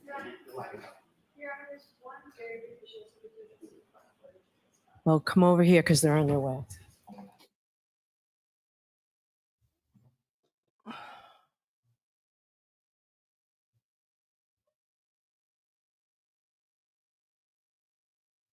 With the computer and any electronics there, so we don't have to address it. It doesn't look like it's turned on at Oh, all. okay, good. And smartwatches. Smartwatches, yes, because he got a text yesterday on his smartwatch. So this one. Him and his emotional support laptop. Thank you. Good morning, Your Honor.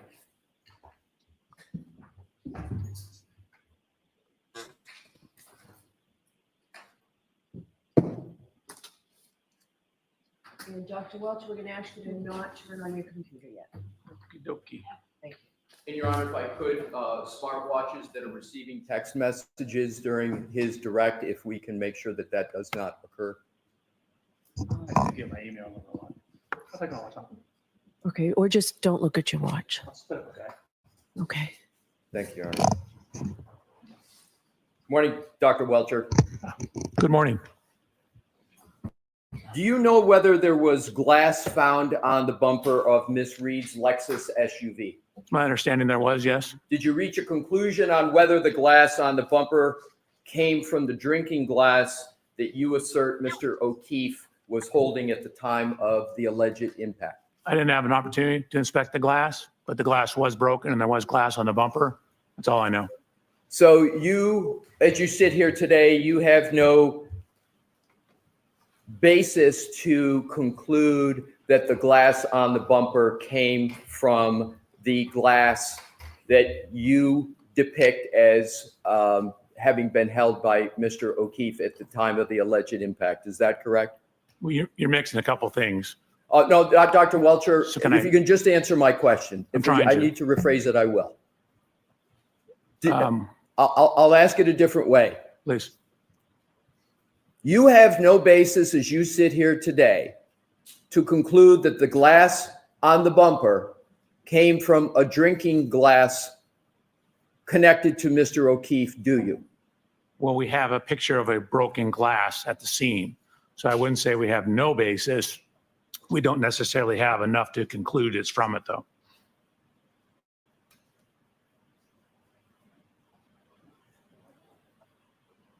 Do you had depictions in your test with Mr. O'Keefe holding a glass, correct? Correct.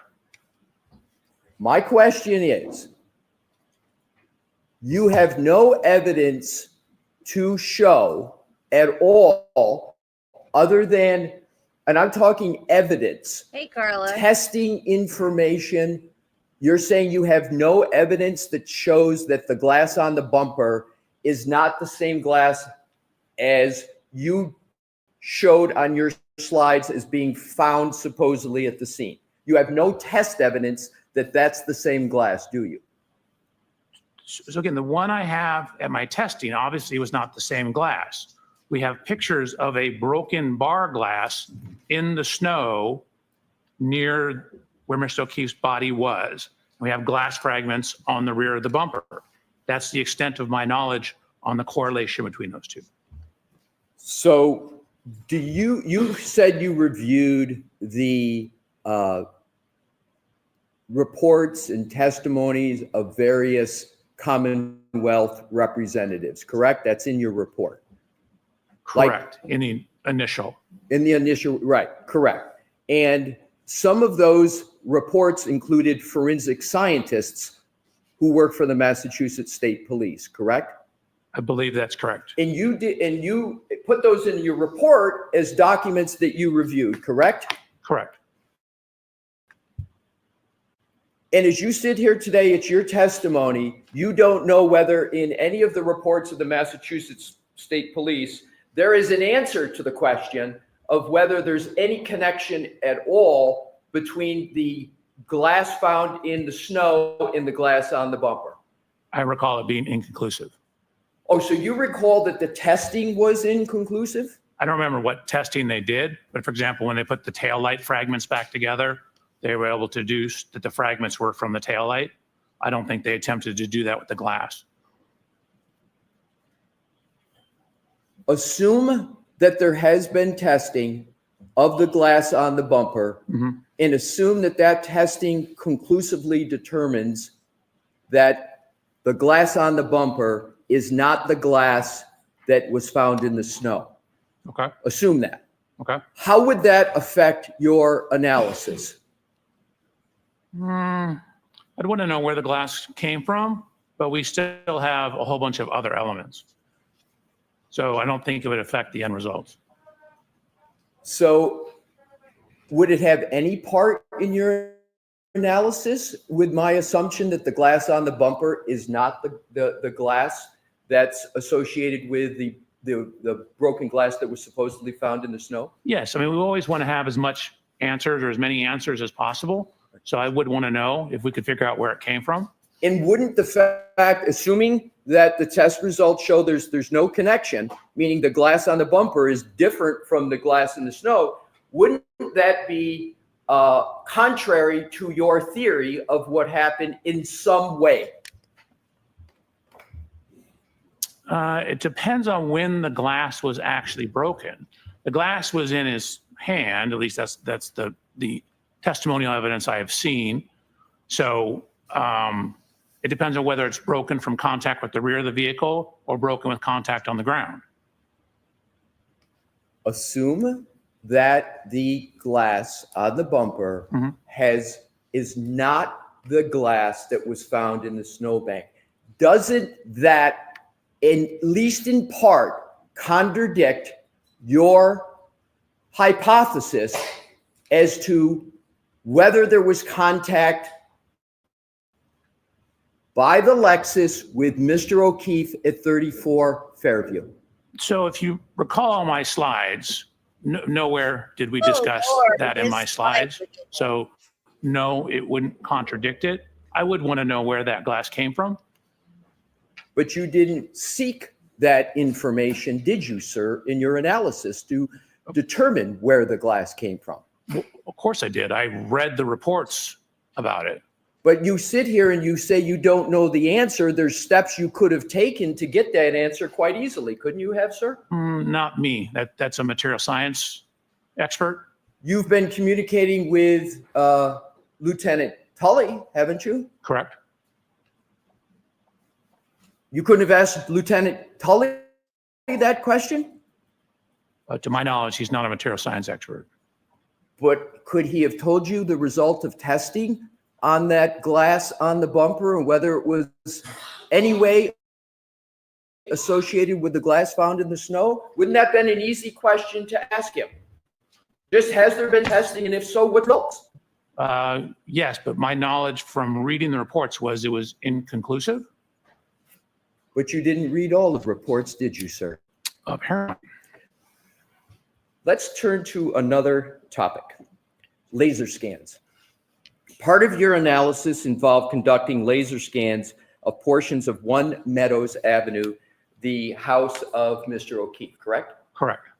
Those laser scans were used, at least in part, to answer the question of whether the collision between Miss Reed's SUV and Mr. O'Keefe's Chevy Traverse at 1 Meadows at approximately 5:07 a.m. on January 29, 2022, caused the right rear taillight of the Lexus to break, correct? Correct. And in that analysis, inches literally matter, correct? You want to get it as accurate as possible. And the reason why inches matter is because, and we're going to get to this, you try, and you did it in your slide presentation on direct, you tried to see whether the Lexus lined up with the Traverse such that there could be a break of the taillight. That was part of your analysis, correct? So the main part of the photogrammetry was to Yes. determine the speeds and the angles and the degree of overlap on the vehicles. And then we also looked at the damage from the video, or actually it's just where the snow was knocked off the rear of the Chevy Traverse, and document the height of that. You said In fact, I think it's mandatory. I think they have to appeal at least once. the main part. I don't want to engage in semantics. I want to go to my question of Get it. analysis to determine whether or not those two could break the tail light of the Lexus could break coming into contact with the Chevy Traverse. Wasn't that part of your analysis, at least in part? Yes. Okay. Literally matter, correct? It can, depending on which way you're going inches. So the ring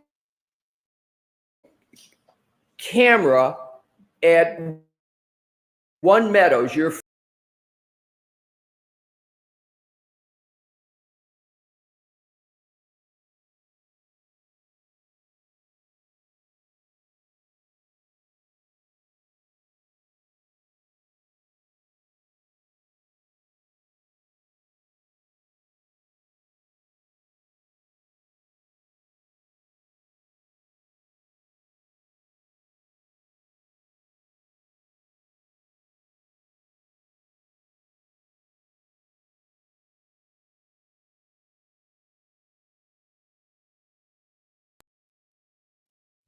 Sorry, guys.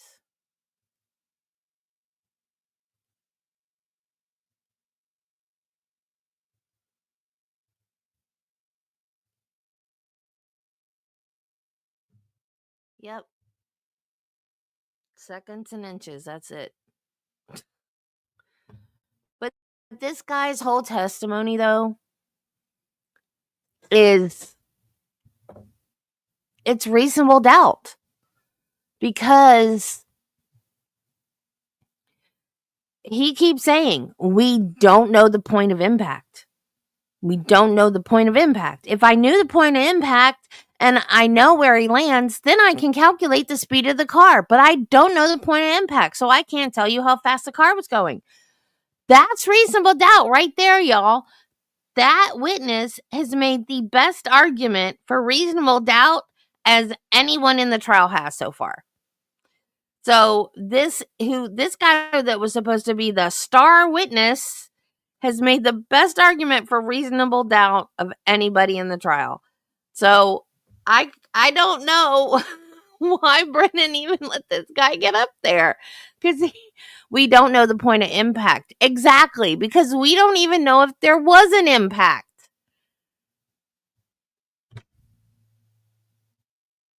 Videos were not literally used during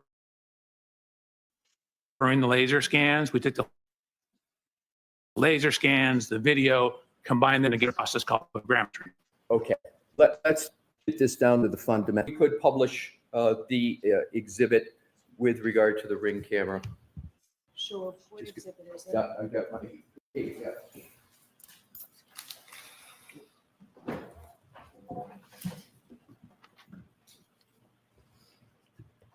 Dr. Welcher, you recognize that Ring camera as being at One Meadows. You discussed it, as a matter of fact, on your direct testimony, correct? Yes.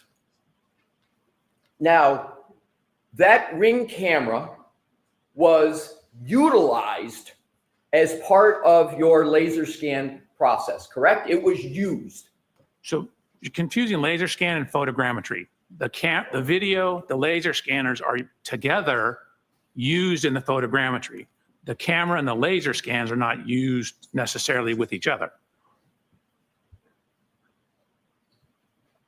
Was that Ring camera used for any part of your work? Absolutely, the photogrammetry.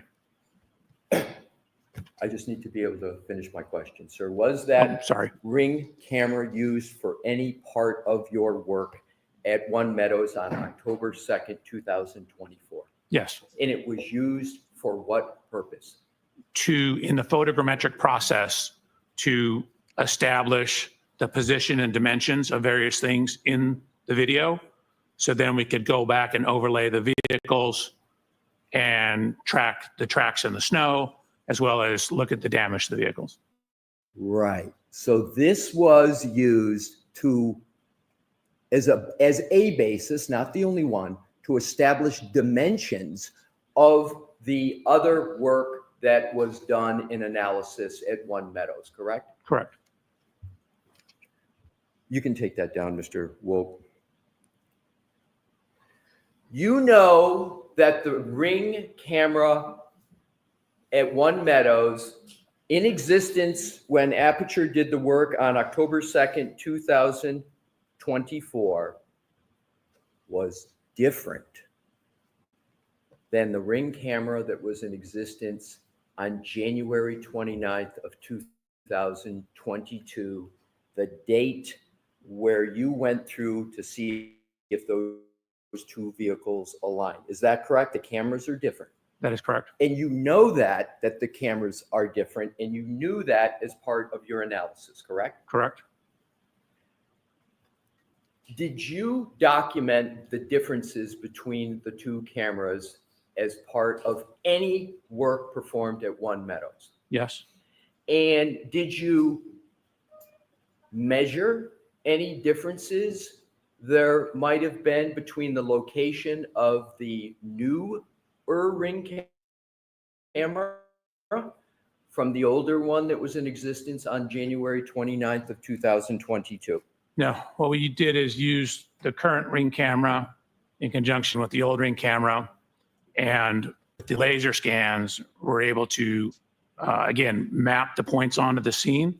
That's why I showed you the report from the photogrammetry software that reported our error. Sir, my question was just measurement, not your process. Oh. Did you measure the difference I don't believe so. between where the old camera was and where the new camera was? Question. No, it was angled slightly more to the right, though. How would you know that if you were not retained, original angles were. What the frick? Because when you look at the first camera, the one on January 22nd, it's here. The new one is slightly over to the right. That's an eyeball approximation analysis. That's not a measurement, correct? Well, I don't know that we actually measured it, but we accounted for it and corrected for it. But you can see, for example, what the original one shows, for example, to the left-hand side, compared to what the new one shows to the left-hand side, and it's angled more to the right. Sir, you have experience with Ring cameras, correct? I do. And I think a lot of members of the public have experience with Ring cameras. You can move just the camera portion ever so slightly and change significantly the angle of the camera, can't you, what it captures? Just a small turn. Potentially. Right. Even a millimeter turn can make a change. A 2 millimeter, a 1 inch can make a significant change with regard to what the camera captures, correct? Could, sure. So, did you measure whether the newer camera that was present on October 2nd, 2024 was installed to the left? And I'm talking measure. To the right, to the top, or the bottom relative to the camera that was there on January 29th of 2022? So we solved for the camera I'm position. asking if you measured, sir. Oh, no, we didn't measure. So let's talk about some other differences with regard to cameras and Ring cameras. Different Ring cameras can have different levels of distortion, correct? Potentially. Cameras, well, are you saying that all Ring cameras have the same level of distortion?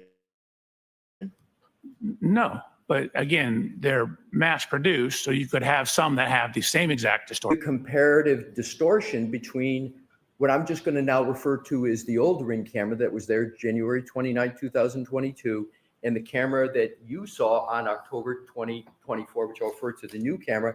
You don't know the difference in the distortion between those cameras as you sit here today, do you? So we know enough information that if the distortions had been different, our errors would have been too high. And so the fact that our errors are within acceptable, are what's called an RM. The Ring camera at John O'Keefe's house was broken. So it was the Ring camera the night that he died that picked up her backing into John's cars. And then at some point it broke and it had to be replaced. So when he was hired, it was a new Ring camera. It wasn't the original Ring camera that got the footage that he laser scanned or whatever. So that's why there were two different Ring cameras used. So it wasn't like it was purposely done with two different Ring cameras. It's just that the Ring camera that had previously been there had been replaced. RMS error. We know that the distortions are similar enough to give us accurate measurements. Sir, that is speculation. That is not data. That is not a measurement. You didn't measure the distortion, sir, did you? If the cameras, you didn't have the old camera to do it. We didn't, but we had images from the old camera. And then when we get images from the new camera and solve those camera properties and then overlay data from the old images to the new images with the point clouds, if that distortion is too great, we will have too high of errors in our project, which is why I showed the error report from the photogrammetry process to show that we have checked for that and documented that our errors are in acceptable range so that we have confidence in our results. You do not have information from the manufacturer of Ring. You didn't present it and you don't have it as to what is the acceptable level of distortion for the analysis that you did, do you, sir? The Do you have that from Ring? And I don't have it for Ring, but I don't need it from Ring. So now let's go to, if cameras have different levels of distortion, that would change the analysis in reconciling the difference between their angles. That's a pretty straightforward proposition, sir, wouldn't it? So it depends on how much difference it is, but we have accounted for that. With which model of the Ring camera was present at One Meadows on January 29, 2022? Which model? I don't know. I'd have to go look through the data. Do you believe I'm not going to take up the time to have you look, but do you really believe you've got the model of the Ring camera that was in existence on January 29th of 2022? I don't know. I You need to didn't look through the present it report. in your direct testimony, did you, sir? I did not. So do you have the model of the Ring camera that was present at One Meadows on October 2nd, 2024? No. So you don't have even the model for either one of them. Nope. But we have videos from both of them and scans of the scene. So now let's talk about another aspect of Ring cameras. They have mechanisms, as I was talking about earlier, that allow the user to adjust the camera angle, correct? Correct. And do you know whether there was a difference in the camera angle between the two cameras? Yes, as we already discussed, there was a slight difference in the But angles. you don't have a measurement of that, right, sir? Correct. Okay. But we accounted for it. So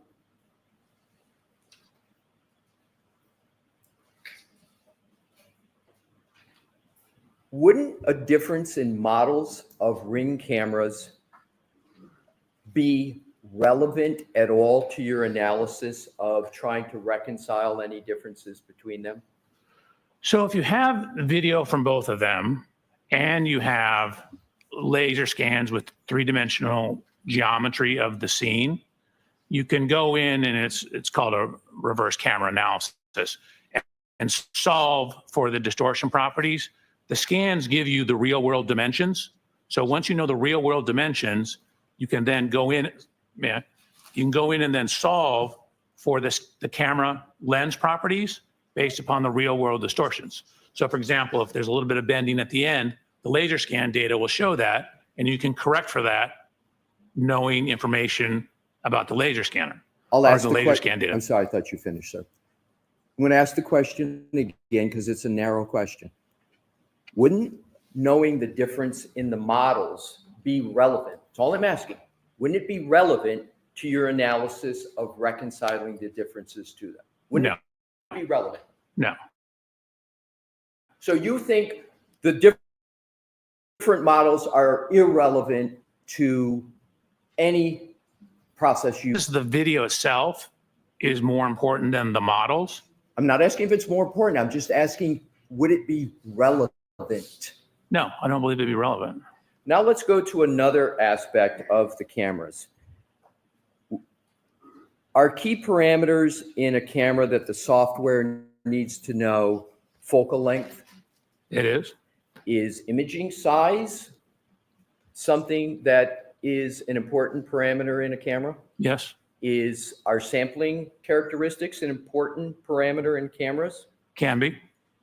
Is the principal point, you understand that concept, sir? Is that an important parameter in a camera? Define how you're using principal point. Sure. A principal point of an image is the point where a camera's direct line of sight, called, as you may know, the optical axis, intersects the image plane. Does that sound familiar? Mm-hmm. So isn't that the image's mathematical center, the principal point? More or less, yes. And for high accuracy photogrammetric work, it's important to know if the lens is mounted centered over the image sensor due to the small manufacturing variances, correct? Could be important. And if the principal point is the center of the image.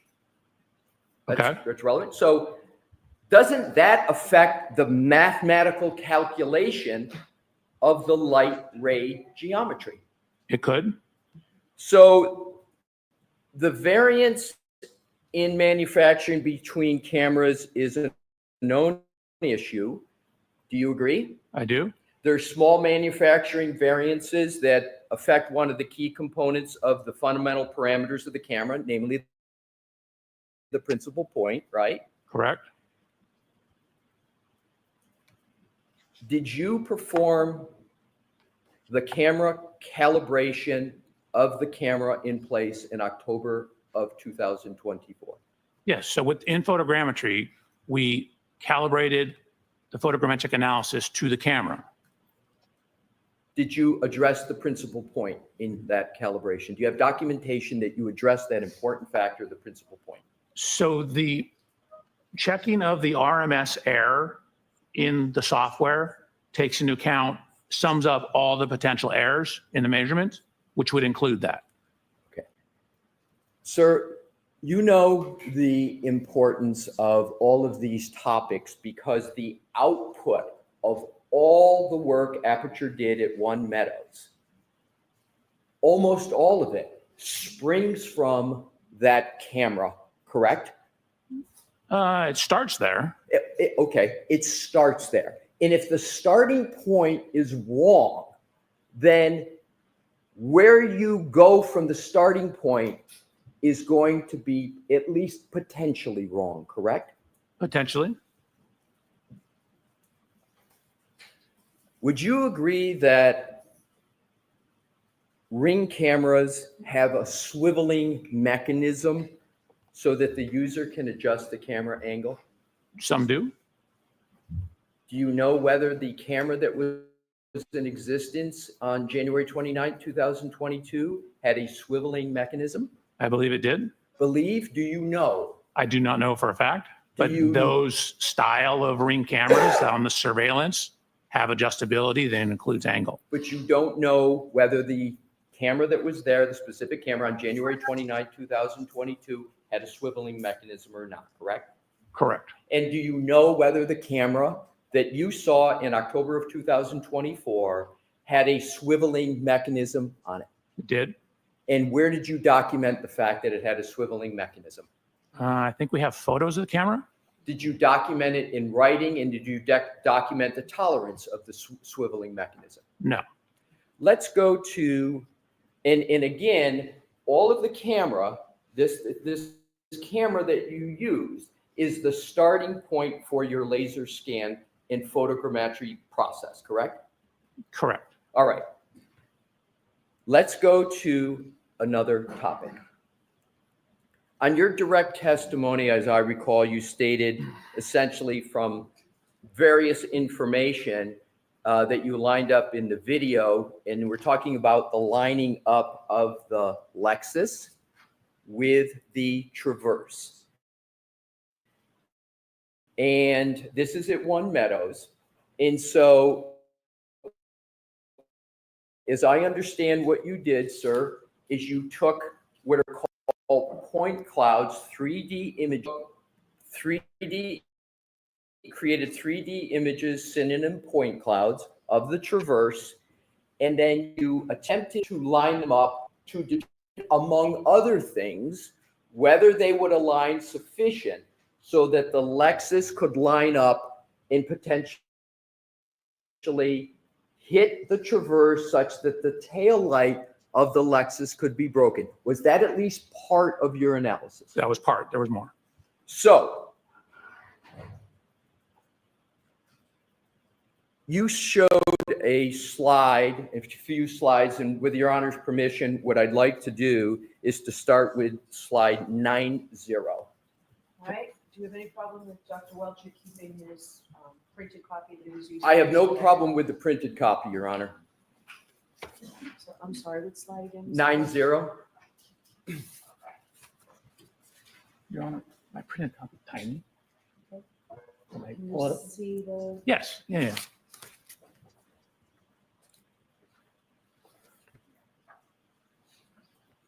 Does that slide that's part of your presentation depict a view from the top of the Lexus on the right and the Chevy Traverse on the left? Correct. And is that depicting contact between the two vehicles? It is. Now let's zero in a closer look, and that is a contact point. Am I correct? Correct. I mean, there's multiple points. There's more than Multiple one. points, but it shows more clearly the contact. Correct. between the two vehicles. Now, if we could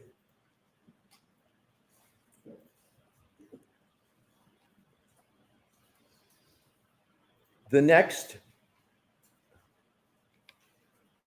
and that is number 91, Mr. Wolf. So Your Honor, 91. I think these are just going to go in order for a few, and I'll keep announcing them. So this is 91, same vehicles, just a different viewpoint. Is that correct, Dr. Welcher? Correct. This and the next I slide. just want to stay I know. with this one. I Hold just on a asked the second. question, does it show the contact? So go ahead and answer now. This slide and all the other slides, we're trying to show the angle of contact, but because it's two-dimensional image, you're losing some perspective. For example, here you're seeing the chrome piece on Mr. O'Keefe's Chevrolet, which is on the right. You're seeing it obviously behind where the Lexus is.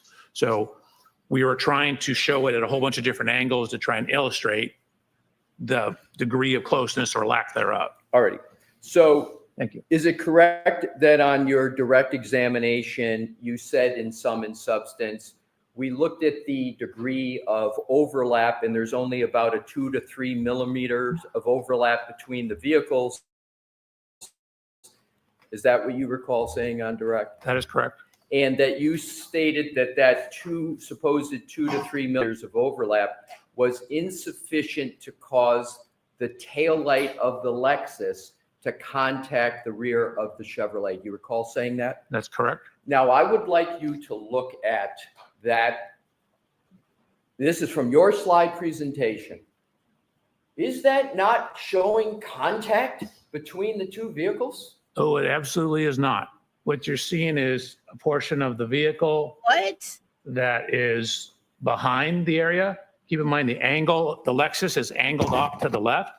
So the area that you see here is actually, in this case, in front of where the tail light is. This is why we tried showing it from a whole bunch of different angles, because when you try and take a two-dimensional image and look at it, you see stuff in the background. So and again, this is why in the computer, we overlaid them, looked at the measurements, in the computer where you don't have this, we have the three-dimensional measurements and it does not hit. Where did you show in your slide presentation what you just said, that it doesn't show an overlap? So Where? it shows a contact. It definitely contacted, I'm sorry, Mr. Reporter, down below here. It does not show a contact here. So to answer your question, all the next slides were our attempt to do that. So all the next slides is your answer. We're going to go to those next slides. So you're, just to be clear, It's stupid you're stuff. saying that depiction does not show any contact between the taillight of the Lexus and the Chevy Traverse. So the upper taillight, just to be clear, because the lower taillight is much closer. Well, it's not only much closer, it's in contact, isn't it, sir?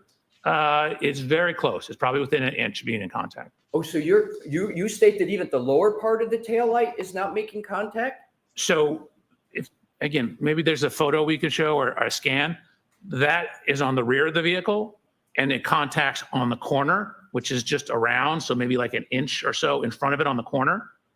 I'm just going with what you presented in your slide Well, let's go to the next presentation. slides and then Sir, maybe I we'll see will it. determine which slides we go Okay. to on my questioning. I'm just hoping So to now answer your let's question. go to, Mr. Wolf, the next slide There we go. in your presentation. My question is zeroing in.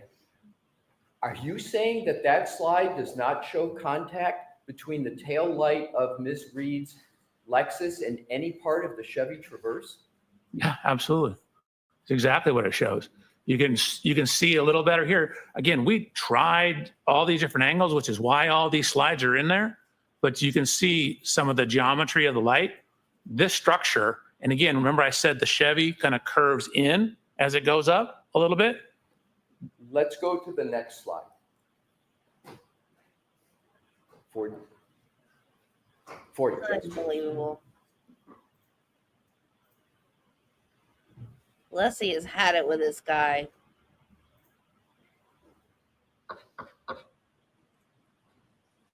Is it working? 41, Your Honor. I will determine what slides. That's Should have exhibit. said that yesterday. No, I have a question because it's not my slides.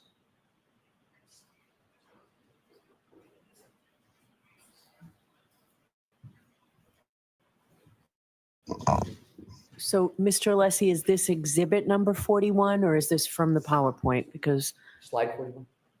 Slide. okay.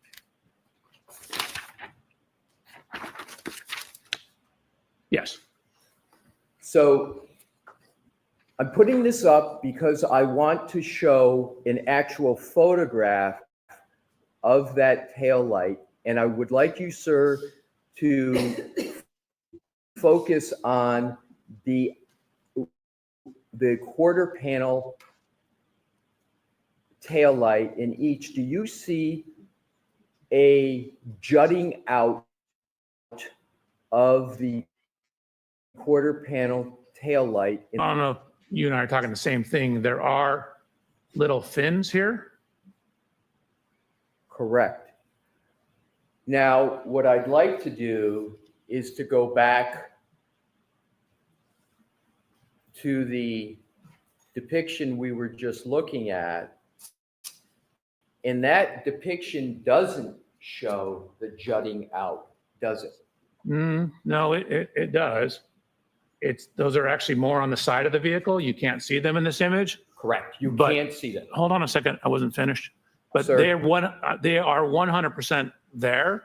We actually did special hand scans with a hand scanner of the taillight to put it back on to the vehicle. You say they're 100% there, but you can't see it in that depiction, can you? The jutting out that you could see in the two-dimensional one we just saw. You can't see it. I can't see who's behind that wall because it's being blocked by something. I can't see on the side of the taillight because it's on the side I can't see. It's being blocked. Sir, my question is simple. You cannot see the jutting out of the tail light in this depiction, can you? Correct. Okay, now let's go on to the next question in this topic. You could have what you consider to be the issues you had with trying to show it lining up, couldn't you, sir? You had an easy solution for that. I took the best solution. I'm not sure what You you're referring had to. 3D images, correct? I did. You could have shown and measured 3D images to get almost the exact contact point and almost the exact dimensions if you had just used the 3D images that you had available to you. Isn't that correct? That's exactly what we did. When I went through the video analysis, I showed you how we overlaid the point clouds, the 3D scans on top of each vehicle. So we took we took Sir, the please vehicles. don't interrupt. Hold on. Your Hold Honor, on. he keeps referencing my hand and saying I'm doing something when I'm not. And I think that's distracting to the jury. So- I'm not interrupting Hold him. on. Let the witness answer the I question. am. I'm just holding my hand like this, Your Honor. He keeps saying that I'm doing Mr. something. Alessi, please. All right. Go ahead, finish the answer, Dr. Lopez. Again, in the photogrammetric analysis, I showed the video. I showed how we overlaid the point cloud on What's top of the video. God. That proves that the way we solved it, correct camera characteristics, matches. Otherwise, that would be distorted. We overlaid the scans of the Lexus into the photogrammetric analysis. We overlaid the scans of the scene into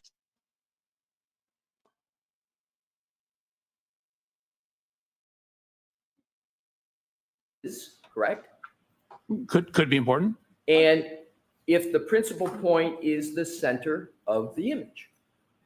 Okay. That's relevant. So doesn't that affect the mathematical calculation of the light ray geometry? It could. So the variance in manufacturing between cameras is a known issue. What just Do you happened? agree? Did it go I back? do. There's small manufacturing variances that affect one of the key components of the fundamental. And what's back? Why did Where? It shows a contact. It definitely contacted, I'm sorry, on top of the video. I'm sorry. That proves that the way we solved it, What happened? correct camera characteristics matches. Otherwise, that would be distorted. We overlaid the scans of the Lexus into the photogrammetric analysis. We overlaid the scans of the scene into the photogrammetric analysis. We overlaid all that stuff into the analysis. We did exactly what you're suggesting. You could have easily addressed this issue by the following.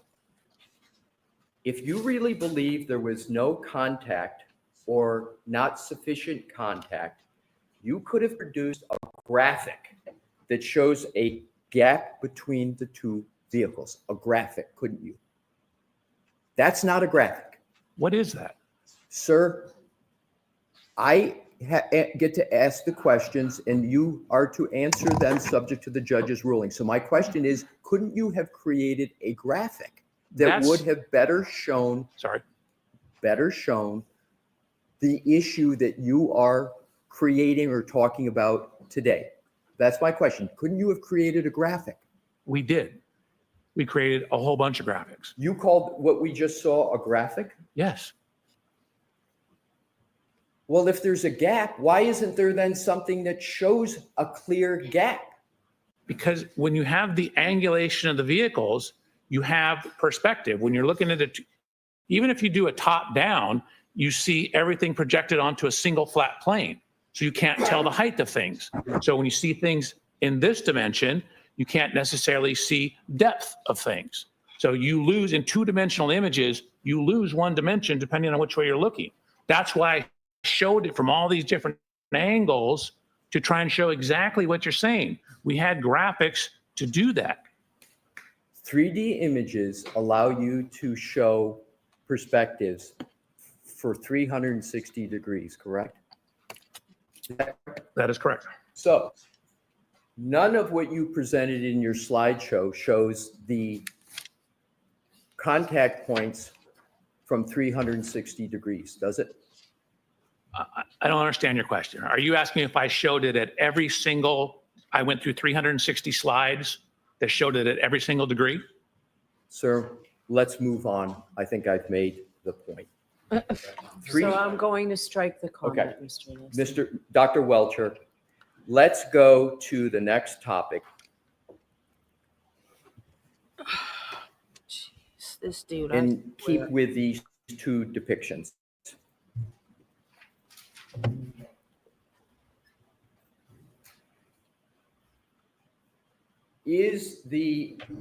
Are these two images point clouds or 3D images? Are these two? Those are one and the same thing. Yes. I would use them as synonym. Which term of the two do you want to use? Point cloud or 3D images? Both are fine. It's a 3D image composed of points, which So let's just call them 3D images so we can do this more quickly. The Lexus and the Chevy Traverse that are depicted there are both 3D images of those vehicles, correct? The Aperture created 3D images, correct? Correct. These scans, and did you personally create these images? No, one of the assistants at Aperture did. So you're speaking about what somebody else did at Aperture, correct? They were doing it at my direction. And for example, the Lexus scan, I showed the photographs. You can see the gentleman that works at Aperture, Mike Morelli, was scanning them for the inspection. And then that beginning of the rear tail light was done by another engineer. I was out there with him doing it, taking measurements. And then same thing with the Chevy Traverse. My question is, you didn't do the creation of these 3D images, did you? The individual images, no. All right, so let's go to these individual images. These are 3D images. Is that your testimony? Yes. Let's look at the tail light. Okay. That's not a 3D image. That's a Photoshop, isn't it? Nope.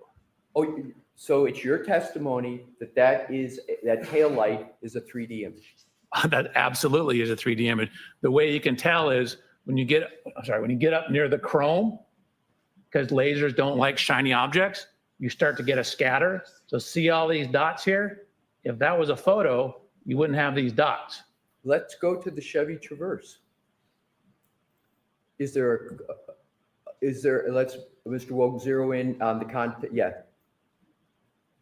There's grain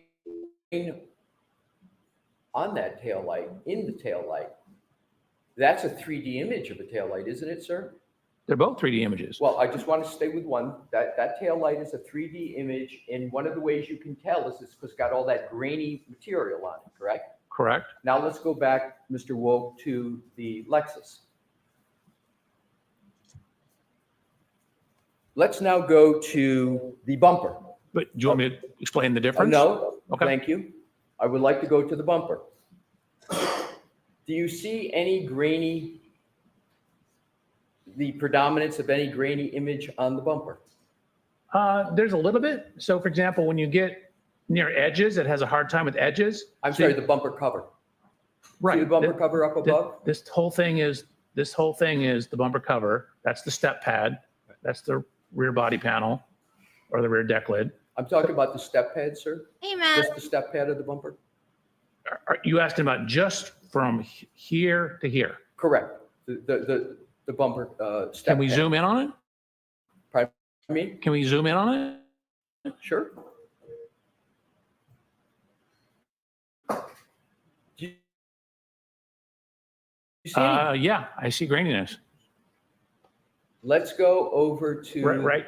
Well, I'm talking about the step pad, not the entire bumper. I'm just talking about the step pad. Right.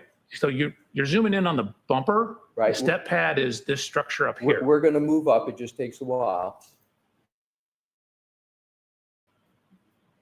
So your testimony is that is a. Can you zoom in more? That's you would like it zoomed in? Yes, sir. Sure. Your testimony is that is a 3D image, not a Photoshopped step bumper cover. Is that correct? So we have mapped the color over the 3D scans. We used two separate scanners. If you recall, when I got out to Miss Reed's vehicle, that tail Yes or light no? was gone. God. So we had to replace the tail light. Talking about the bumper cover, not the tail light. Okay, I'm explaining the process. I just asked you. Okay, so your That's a 3D testimony model. is the step part of the bumper cover is a 3D image from a laser scan, and it's not a Photoshop. That's your testimony. Absolutely. And you didn't perform the work for the 3D that you claim the bumper step up is.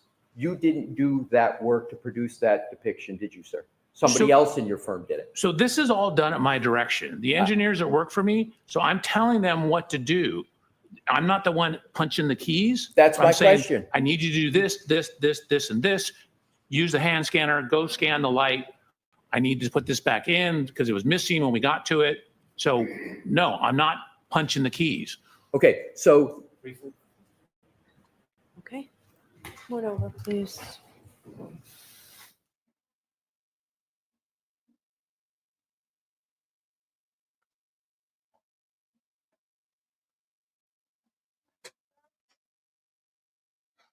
Man, this guy, he can't just answer yes or no.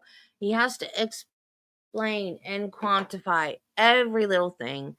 He's just driving me crazy. I know he's driving Alessi nuts.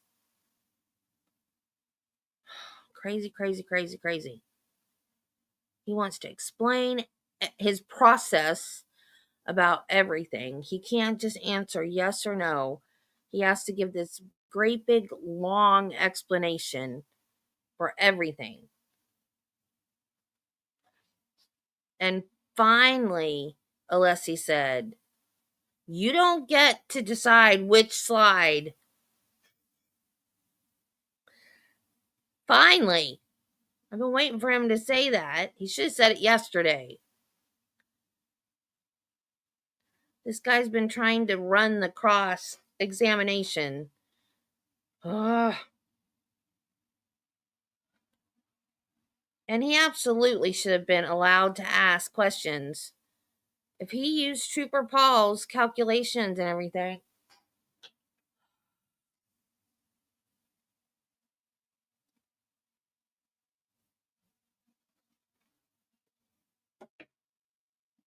Then he should have absolutely been allowed to ask about it.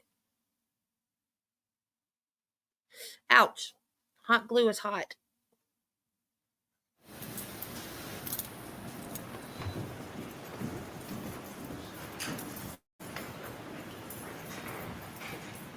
Oh, I forgot. We can zoom through. I'm sorry, guys.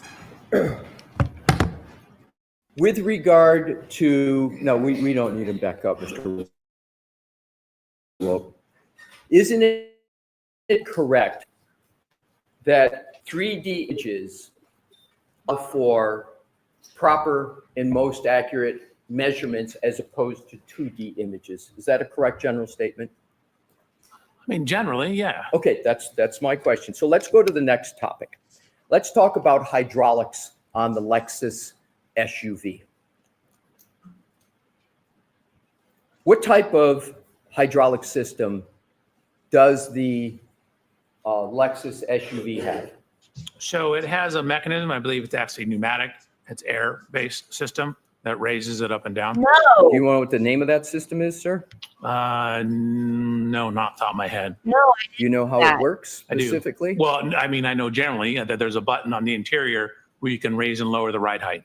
You know And what? is that the extent of your knowledge of that system on the This Lexus? thing has a No, the again, side. I know when you park it, it'll drop What is down the that ride button height. for? When you adjust it for different roadway conditions, it'll change the ride height. Do you know what the height tolerances are? In other words, the lowest What to that the highest? for? I believe it's around an inch and a quarter. Yeah. At Inch one and a- point in time, I measured it. I don't remember off the top of my head. So you believe it's an inch and a quarter up and an inch and a quarter down? How do you apply the inch and a quarter? I recall the total being like an inch and a quarter, but I measured it at one point in time. I just don't remember off the top of my head. Would you be surprised to hear that the tolerance is 5 inches on that vehicle? I would be surprised. I don't recall it being that much, Yeah. but I would need to double check. Assume Mhm. that the manual as well as other informations support that the tolerance is 5 inches and that specifically the vehicle can be raised 3 inches high and it can be lowered 2 inches. That's the basis for the 5. What was the suspension height of Miss Reed's Lexus that you used for your accident reconstruction analysis out front at 34 Fairview between 12 a.m. and 1 a.m. on January 29, 2022 to determine whether it was possible for the spoiler on the back of the Lexus to make contact with the eye of Mr. O'Keefe? If it was even possible, what did you use for a measurement We of the suspension? matched the measurements from when the vehicle was tested, I believe on February 1st at the Canton Police Department. What match did you make? So we aligned the bottom of the taillight, actually the sheet metal right below the taillight. So we adjusted the height of the Lexus to match that. Did you in any place document what level the Lexus was at the time of any testing, meaning the suspension? Did you document at all? Yes. Where?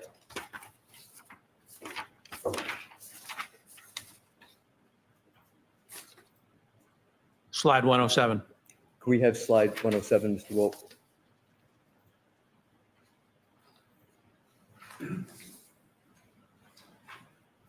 And then if you could zoom in on the lower photograph, the gentleman with the blue shirt. Zoom in a little more, please. So if I may, we matched the bottom of the sheet metal here to photographs when it was at the Canton Police Department. Sir, my question is, where did you document whether the suspension was at 0, whether it was +3 or -2? Where did you document that? Right here. And what are the numbers of the documentation of that? I don't know.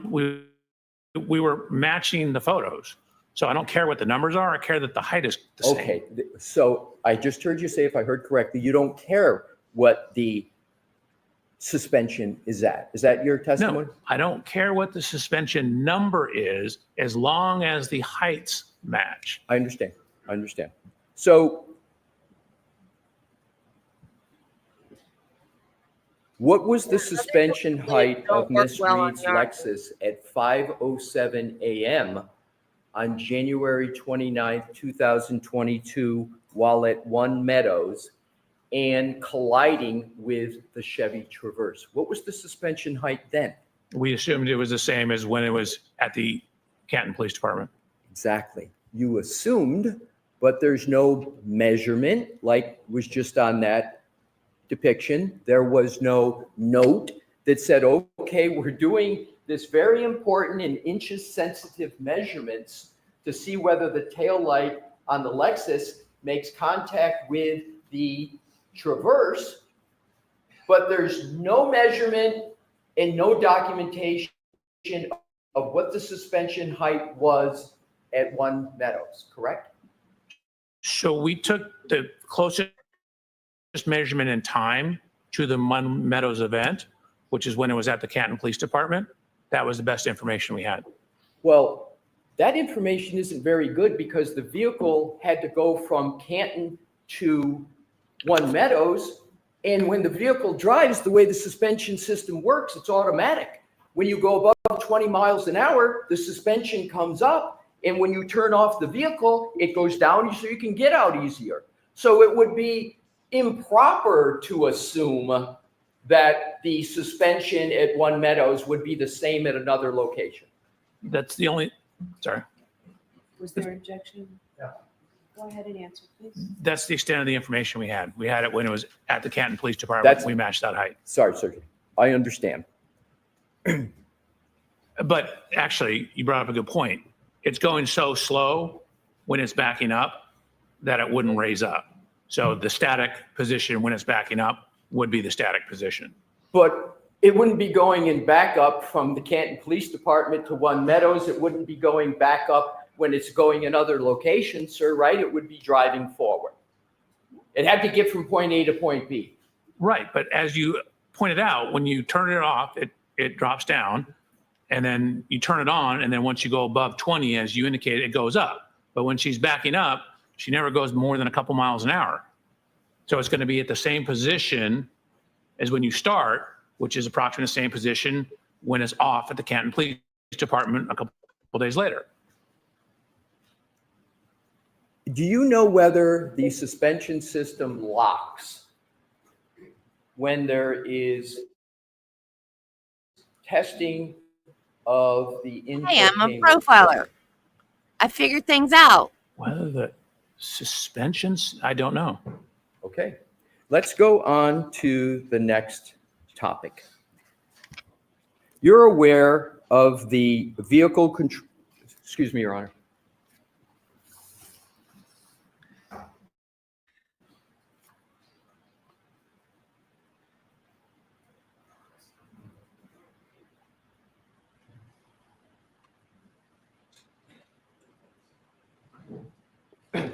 I'm changing topics to go back now to Fairview, 34 Fairview. You don't know what the suspension ride height at 34 Fairview was on January 29th. Therefore, if you don't know what the suspension height was, because of course you weren't there on January 29, 2022. Therefore there's no measuring stick, as you say, you assert that you would have accounted for it in your methodology. So you don't have the suspension height for that key day, do you, sir? I only have it 2 days later. All right. So when you talk about key measurements, such as the spoiler on the top of the Lexus And the issues that are important is there's things such as, is there a contact with the front eye? You don't have some data that would be relevant to that calculation, the sum data being the suspension height of the Lexus at that time, do you? So we have some data. We have photos of the vehicle too. We don't know the exact height, as I alluded to. We don't have a measurement on January 29th of it, but we do have it 2 days later. That's the source of the measurement. You don't have the suspension height or the setting of the suspension of the Lexus that existed on January 29th, 2022, do you? Correct. Now let's go on to another topic. Oh yeah, that's what that button did. It made it cooler.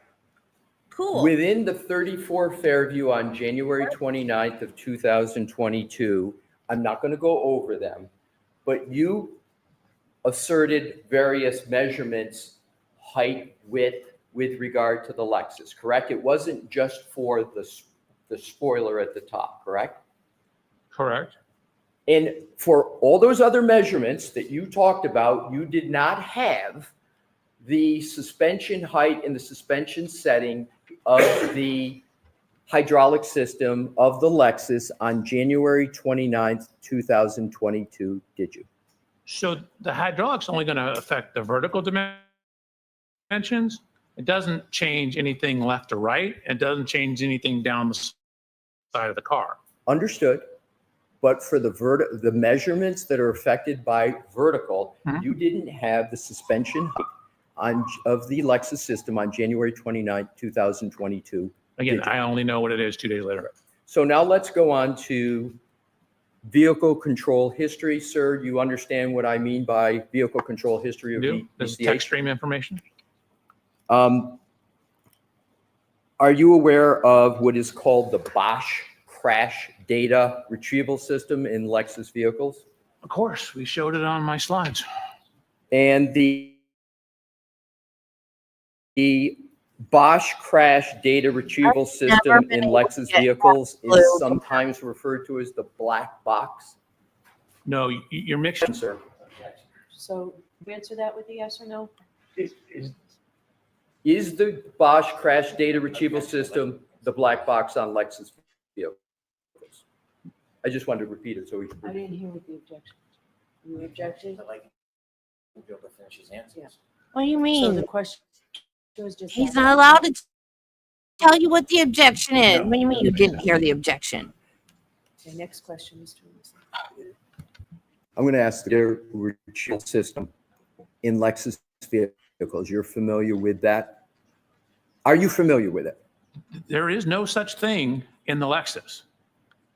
A Lexus does not have a Bosch crash data retrieval system? No.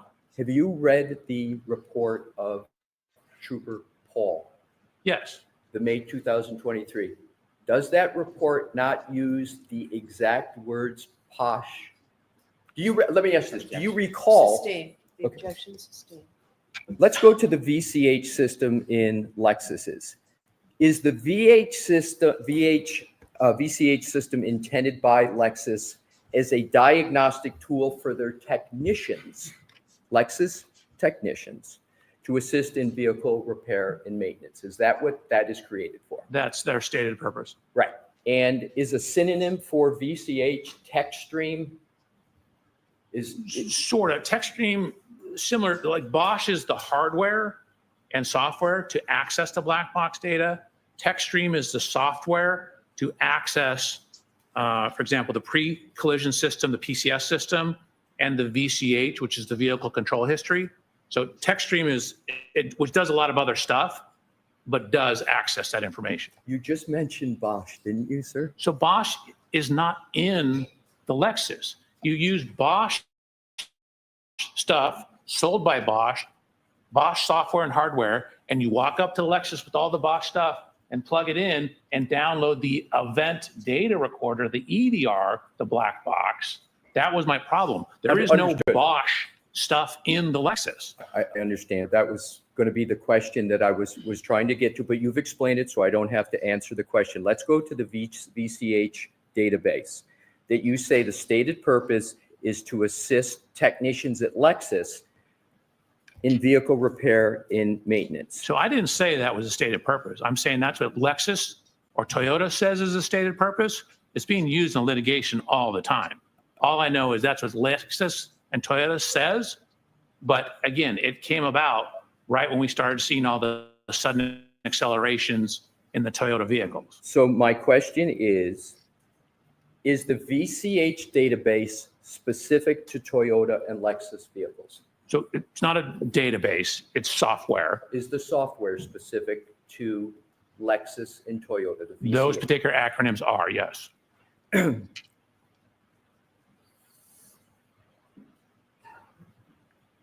How do y'all think the jury is seeing this?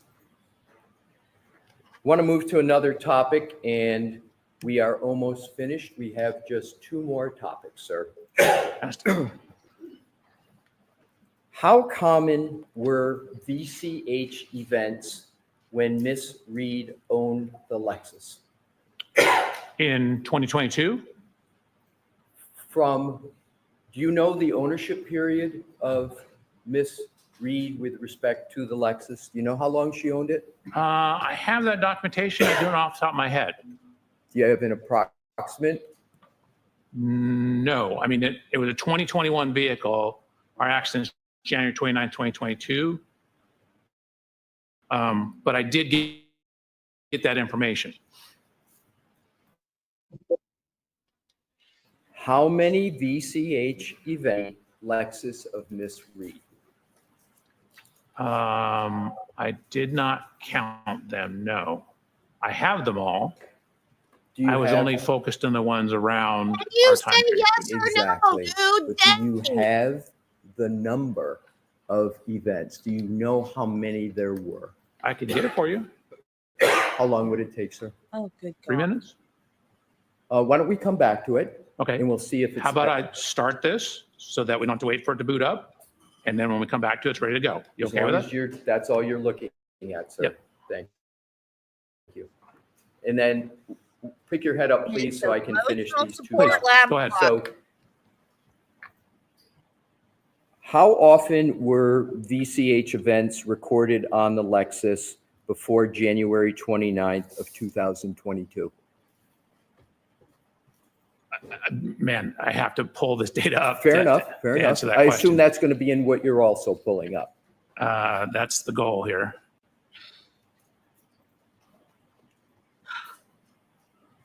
Would the number be about 15? Does that sound right to you?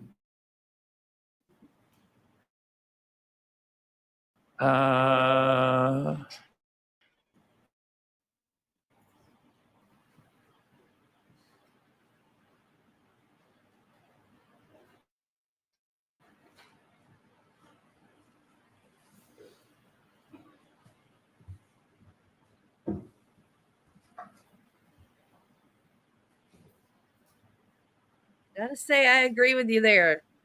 This man is, he just wants to fight. There's 18.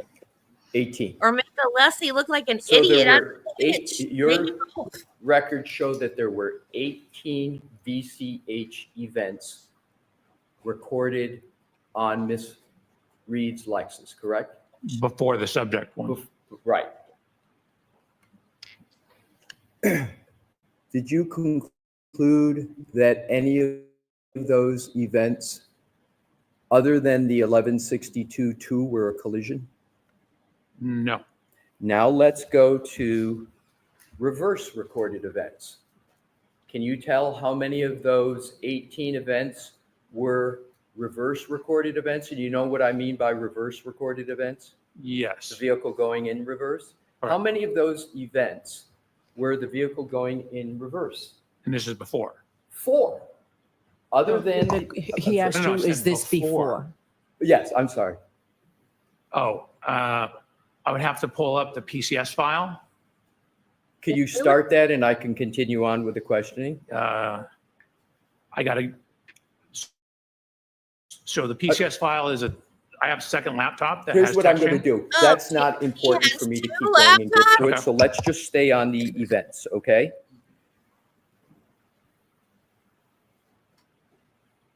Only one of all of those events, those 18, are you concluding that there was a collision associated with them, correct? Just one. No, all those 18 are before.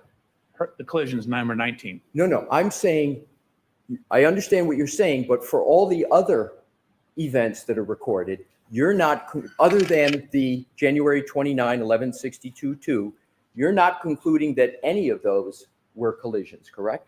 I didn't look at them. They were so far mileage away from everything. But you're not concluding, even though they were so far away and you didn't look at them, you don't conclude from the information you have that any of them were a collision, correct? Sustained. Let's go to 5:07 a.m. on January 29th, 2022 at One Meadows, the home of Mr. O'Keefe. Okay. 6,000-pound Lexus and Mr. O'Keefe's approximately 4,500 Chevy Traverse. That's undisputed, correct? They collided, they made contact. They touched. Right. But the actual collision at One Meadows did not register the recording of an event on the Lexus VCH system, did it? Correct. It's too minor. So, however, you want this know what jury, happened? sir, to conclude that the glancing blow that you contend occurred at 34 Fairview Road by the same 6,000-pound Lexus in contact with a mere 216-pound man did register an event on the Lexus, correct? No, the impact didn't register the event. As I pointed out, the trigger was from when the accelerator pedal went to 30%. The TechStream does not register crashes at all. It registers excessive acceleration, excessive steering, excessive braking, things like that, things that would be part of the maintenance system. So the TechStream will never register an event, even if you hit a wall at 100 miles an hour necessarily. It'll cause fault codes and things like that. But that's not what it does. The trigger here was transitioning into reverse and then gunning the accelerator pedal in reverse. And so when it went from 30 up to 74% throttle, once it went over 30 in that transition, that's what triggered the TechStream. It had nothing to do with, and that's why I'm telling you, I don't know when in that event the impact occurred, because the TechStream doesn't tell you that. Thank you. That You're is welcome. exactly my point. The TechStream information doesn't tell you when a collision occurs, does it? Correct.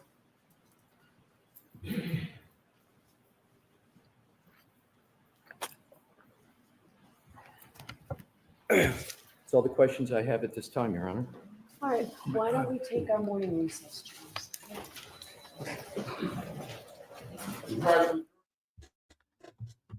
I think we decided we were going to start calling the witness stand the tangent chair, because every time an expert gets into it, they lose the ability to answer a question with a yes or a no. And they start to elaborate or tell stories or whatever. You know, remember I said I was allergic to wool, but I didn't know, like, yarn and stuff like that, if it would bother me? I think it does, because this is acrylic wool. I mean, acrylic yarn. But I think that this stuff is wool, and my nose is itching me to death right now. So yeah, I think I am allergic to it. Because my nose is about to itch to death. I'm going crazy. But I'm almost done with this helmet. Ain't he cute?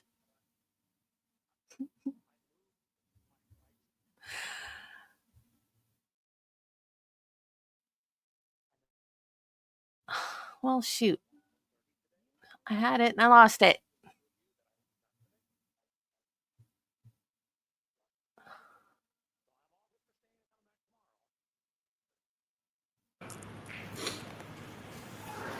You were asked questions about the suspension of the motor vehicle of the defendant's Lexus. Do you have any information that the suspension at any point was changed? No. Yesterday, you were asked a number of questions about formulas. You took out your calculator and you were asked about different variables. Were those variables hypotheticals or were they related to this Oh, don't specific pretend case? like you know physics. So they seemed hypothetical. Again, you have to be careful when you're talking about failure forces on biomechanical things. For example, if you impact the hand with a, say, 1-inch narrow metal bar, Thank you, madam. that's a lot different than if you have a broad, say, plastic taillight or rear body panel.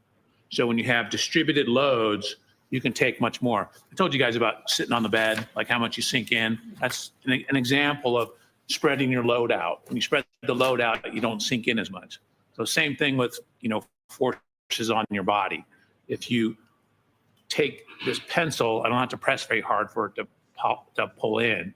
But if I spread it out, I have to press much harder. So you have to look at the distribution of the load I want when you're talking about the push it off failure. to your hand. So when you look at the failure loads, it depends on what you're doing it with. If I hit you with a 5-pound 2x4 or a 5-pound pillow, they're both 5 pounds, but you'd much rather get hit by the pillow than the 2x4. When you were asked questions about communications, when you would have communications with the Norfolk County District Attorney's Office, did you ever use encrypted apps to secretly hide your communications? Apps like Signal? No, I don't have any of those. So the form of the question, ask it differently. When you were communicating with members of the Norfolk County District Attorney's Office, did you ever use encrypted apps like Signal to communicate? Oh my God. I'm going to allow. We're going back to No, the stupid. I don't even know what that is. Would you ever use an encrypted app so those communications couldn't be tracked? Brennan. Would you ever have any reason as a professional for doing that? Sustained. Brennan. You were asked about confirmation bias. You remember those questions? I do. Could I have slide 33 of your PowerPoint, please? I'm sorry, what number? Slide 33. 33. I cannot believe he just went there. Petty. Oh my God. A second.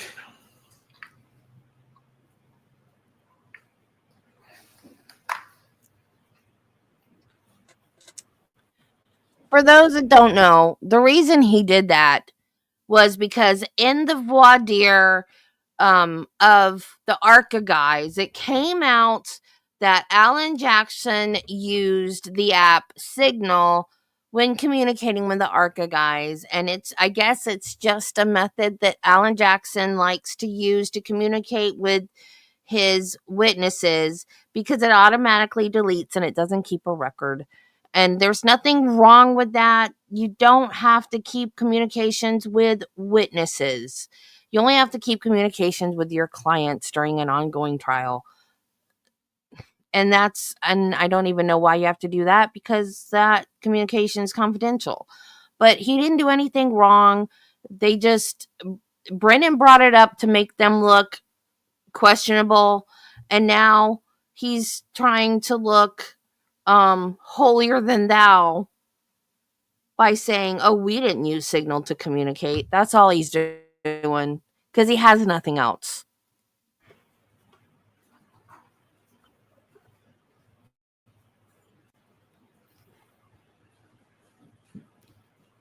$33.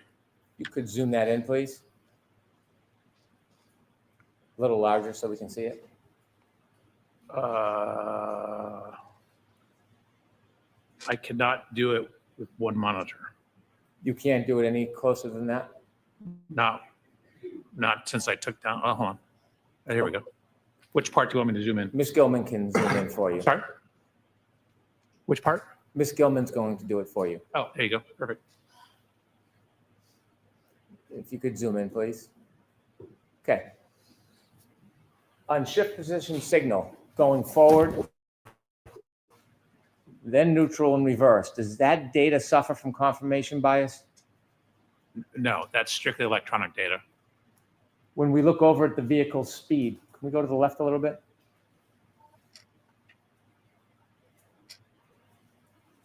Down. Vehicle speed ending at 2361 miles per hour. Does that suffer from confirmation bias? No, again, these are direct readings from the vehicle. Again, that speed on this here, you have to correct for the slippage, which I do later on in the slide, but that is a direct reading from what the speedometer is seeing. Acceleration at the end of that 10-second window, 74%. Does that suffer from confirmation bias? No, that's a direct reading of a sensor. That's objective information. I have no further questions. Thank you. Wow. Oh, thank God. Anything, Mr. Wow. Lassie? Your Honor.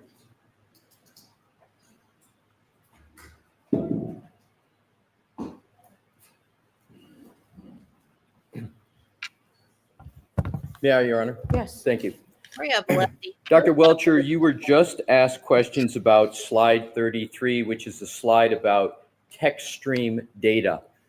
You acknowledge that text stream data, what you have called a trigger, like was on that slide, does not tell you if a collision even occurred, correct? Correct.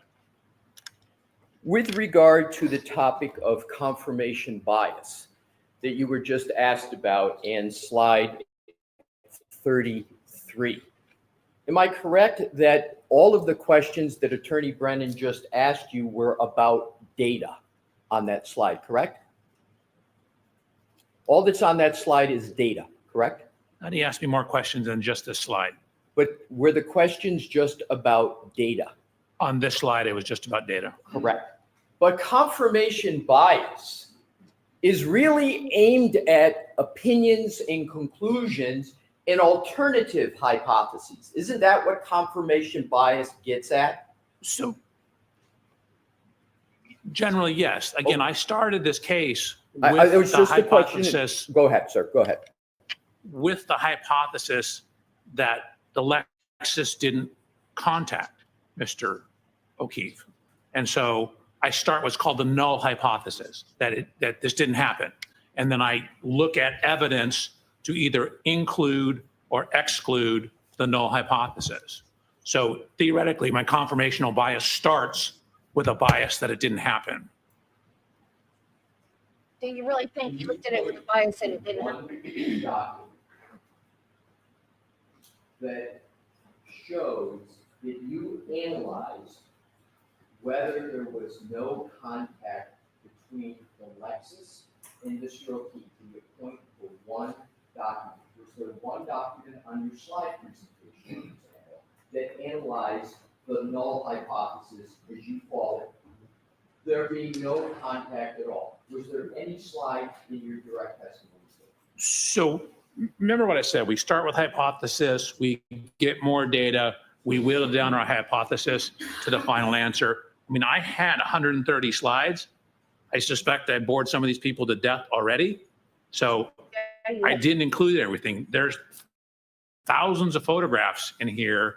There was a bunch of testing I did with the Lexus about backing, pedestrian detection that, removed certain hypotheses. So if I was able to eliminate a hypothesis, I didn't present it here.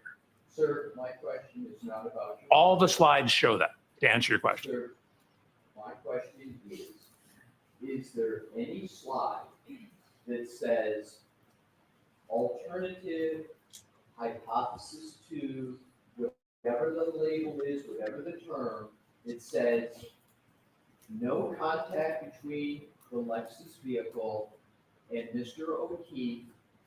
Is there any document that you presented to the jury that shows that?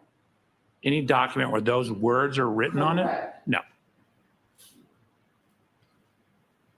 And to work through hypotheses, different ones, and to see whether there's confirmation bias, Have you heard of scientists refer that as showing your math, so to speak, in working through hypotheses, documenting each hypothesis and how and why you rejected them? Have you heard of that term in the scientific world, show your math with confirmation biases and alternative hypotheses? Just a question. Have you heard the idiom, the phrase, show your math?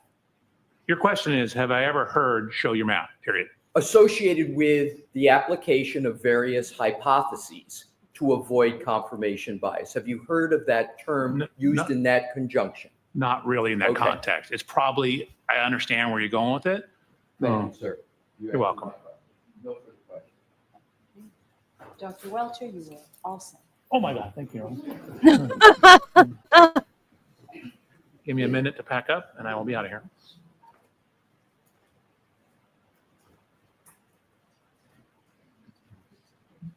Oh, I am plugged in. Yes, thank you.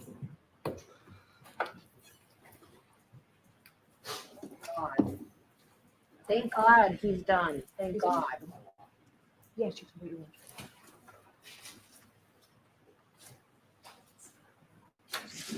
Thank you.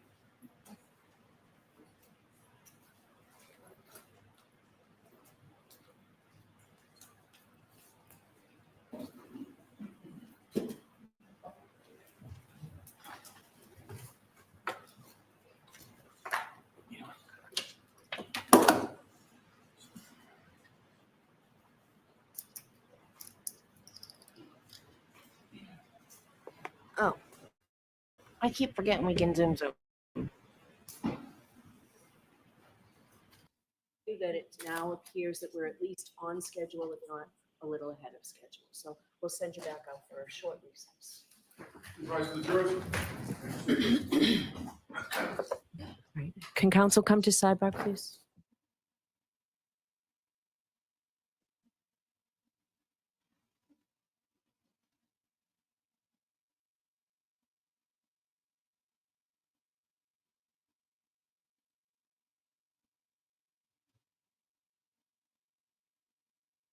Are we going to be caught up to live?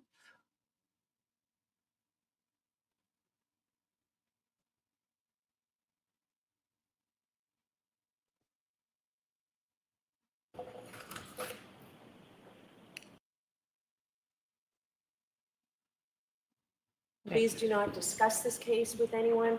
Don't do any independent research. Wait, what?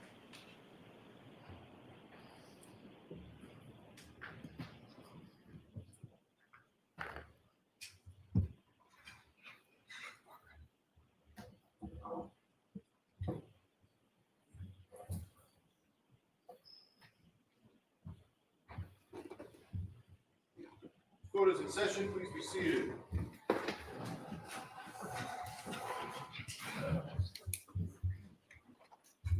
All right, so jurors, we all, it happens several times a day, doesn't it?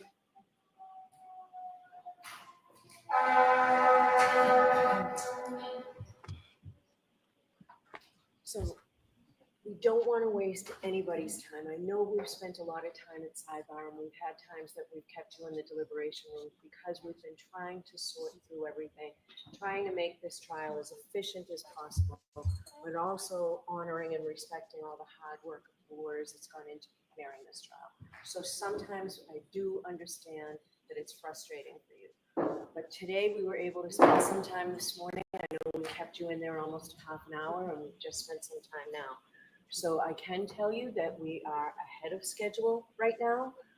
I still need to talk to the lawyers about something tomorrow morning. So we're going to send you home now and have you come back tomorrow morning at 9:30 because today I know we kept you until 9:30 and it doesn't make any sense where I already know I need to talk to the lawyers tomorrow morning to have you here for a 9 o'clock start. So tomorrow will be a full day and we'll have you here ready to start at 9:30. Okay, so those same cautions. Please do not discuss this case with anyone. Don't do any independent research or investigation. Why don't you into do the that case. half hour If you happen now to see, hear, or and read start at anything 9 about the case, tomorrow? please disregard it and let us know. And also, please continue to be careful with your social media use. So we'll see you tomorrow morning. Rise the jury.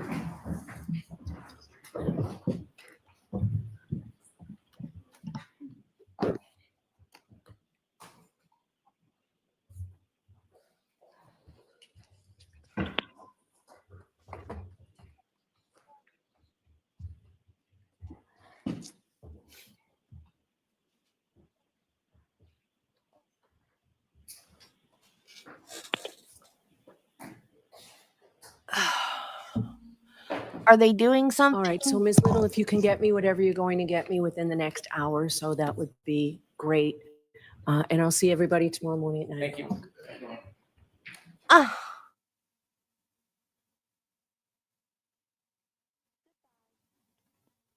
Did the Commonwealth rest yet? Did they rest? Are they gonna rest? Do we know?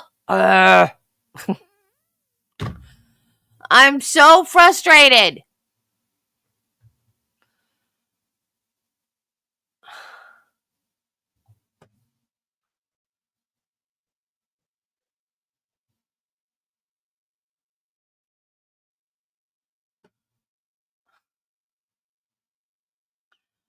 Okay. I hope we didn't. They're done, right? Like, they're done. We didn't miss anything. Right? It looked like they're completely done for the day, right? Because, they do that. And then I find out later, oh no, they had like a whole conference thing after I turned it off. I don't get it. Like, so she's telling the jury, oh, don't come in till 9:30. Because I have to talk to the lawyers. Talk to them now. Why can't you talk to them now? Defense starts tomorrow. Okay, I didn't hear them say that they rested yet. So I guess. See, this is what, if I was on a jury, this is what would tick me off. They're going to bring them in. Brennan is going to say, the Commonwealth rests, and then they're going to have to go back to the deliberation room for the JOA. And then they're going to bring them back for the defense case to start.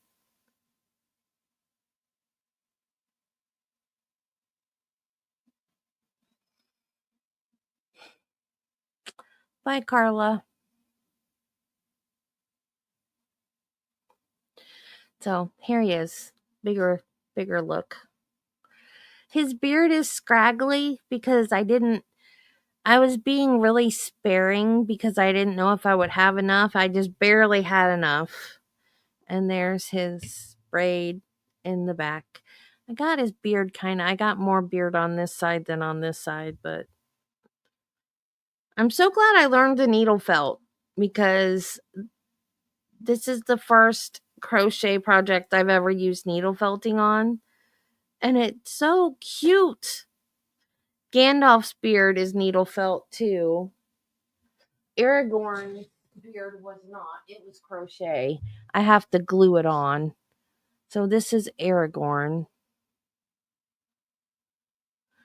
There's Aragorn.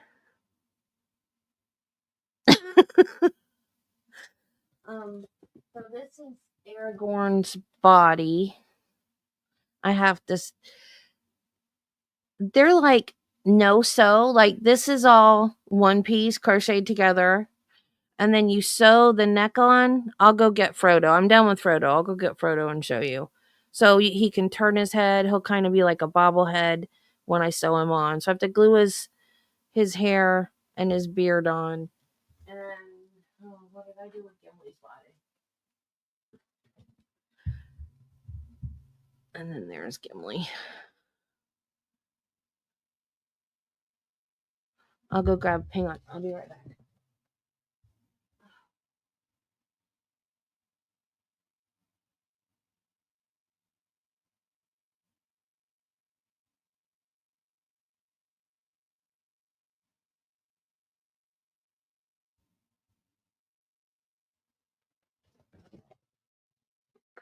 And this is Frodo. See, he's like a bobblehead. Or he can turn his head to look wherever.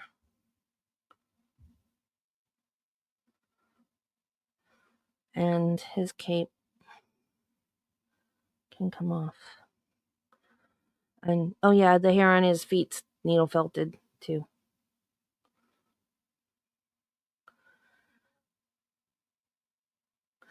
Yes, I take orders. Just tell me whatever character you want and I will try to find the pattern. And the price depends on the intricacy of the pattern. Like these I would probably sell for $25. The little, let me see, where's some of my little villain women?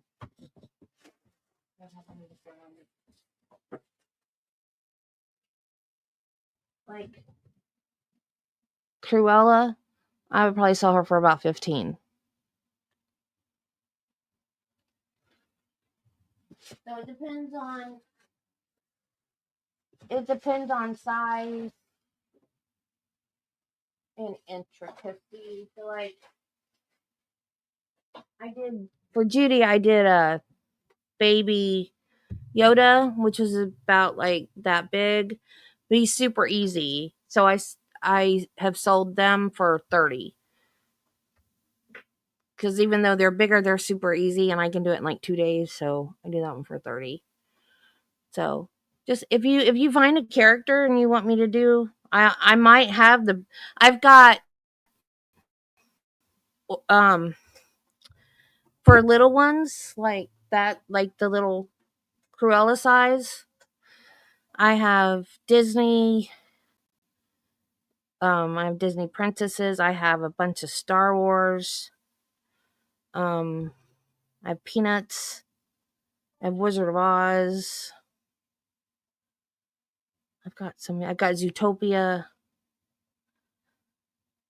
I've got a nativity set one, but I sell that for $100 because it's the whole set. Trying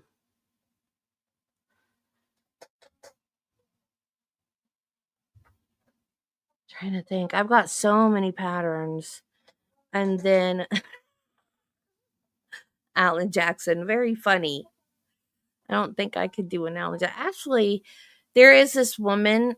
I don't know where she's from. I forgot her name. She does crochet patterns of people.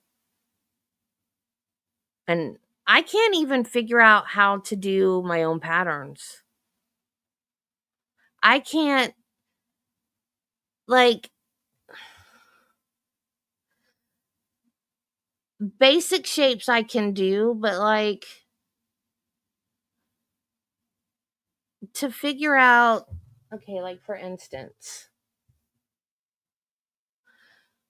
this has to turn because it's, the side of the helmet. To like figure out how to make that shape, it would take me forever. I would have to play with it and fiddle with it to try to get it to make that shape I wanted to make. And I'm sure people that write patterns, that's what they do. Like they fiddle with it and try different things until it becomes the shape that they want. But I don't know. Maybe it's the ADHD. I just can't do it. I get aggravated. Like I want the pattern and I want to make it now. It's like I bet you I can find some M&M patterns.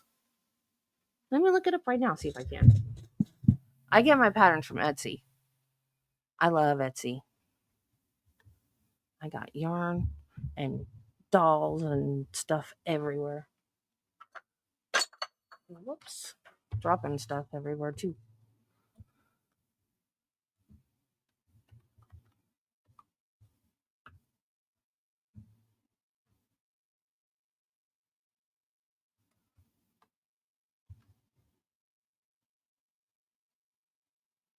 I hate this keyboard.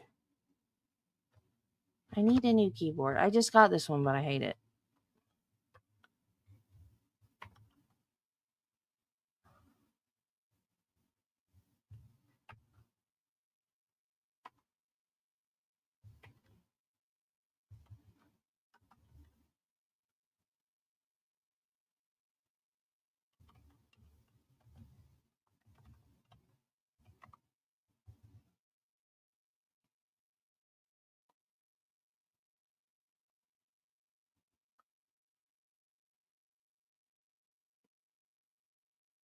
Oh yeah, that was gross. I remember when you told us that. That was no, that's nasty.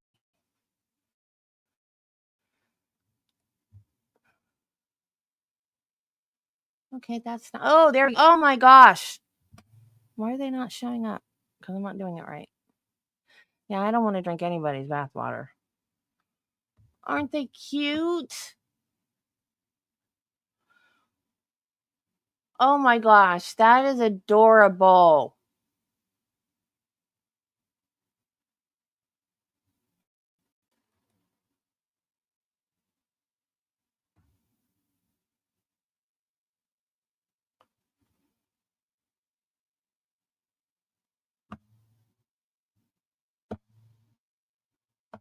That is adorable.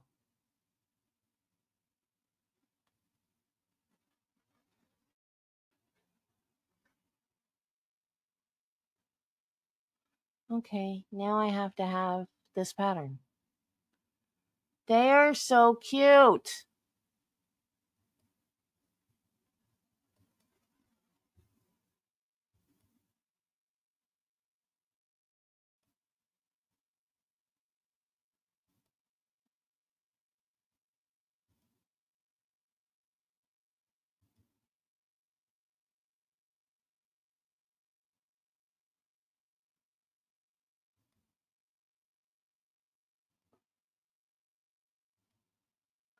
I love them.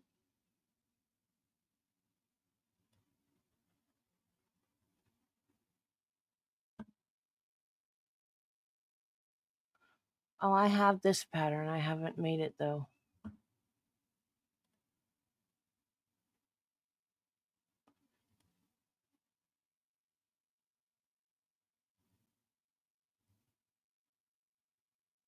I know you do, Terry.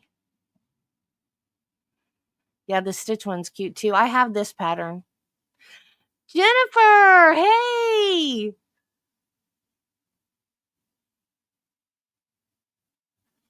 Why can't you do the other one? Why? Because we're nice? I love that pattern. I just haven't made it yet. It's so cute.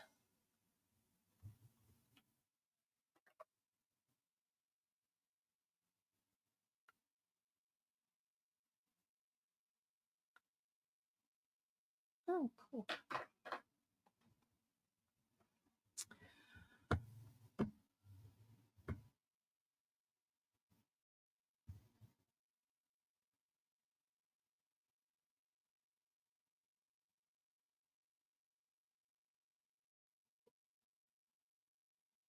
Oh, look at this one. There's a gummy bear. It's the state of Massachusetts. I go back and forth between Commonwealth and state. Yeah, so it's only $1 right now. I don't even know if I have $1 right now. And I have to sign in. I can't even favorite it right now because I'm not signed in. Oh well. See, this is what I do. Like, I just scroll through and I favorite stuff. And then I come back and I just buy a bunch of patterns. And then I'm like, I'll get to it eventually. See, now my cousin just buys yarn for no reason. She's got a yarn stash. And she's like, I have all this yarn. And she sends me all these memes about all the yarn she has. You know, like memes about how people just buy yarn. They see yarn they like and they buy it. And I don't do that. I do that with patterns. I buy patterns like crazy. But I buy yarn when I get a new pattern. I go out and buy the yarn for the pattern. But it doesn't matter if I have the yarn here already or not. Like, I might start a pattern with yarn that I have here, but then I always go out and buy more. And I always tell Travis, like, I don't know if I have enough, so we have to go get more of this color because I got this new pattern. He's like, okay. Like the other day we were in Walmart and I'm like, honey, can I get it? Can I get some yarn? He goes, but you have yarn, but I need more. Can I get just one? Just one. He goes, all right, go get one. And then I put 3 in the cart, and he was somewhere else in the store. So I said, I got 3, but it's Walmart yarn, so it's only $3 a skein. Anywhere else would have been $5 a skein. So can I get 3, please? Like, yes, go ahead, get them. So then the next day we went to Gainesville, and I'm like, can we go to Hobby Lobby? He goes, why do you have to go to Hobby Lobby? I'm like, because I forgot 2 colors of yarn that I needed. He goes, well, why didn't you get them yesterday? Because you said I could only get 1. He goes, yeah, but you didn't only get 1. I said, I know I got 3, but you only said I could have 1. I got 3 because it was cheap. He goes, but you didn't get them yesterday. I said, I know, because you said I could only get 1. All right, we'll go to Hobby Lobby. He's so good to me, though. I could be doing worse things. Right, Jennifer, you're absolutely right, JJ. I could be doing worse things.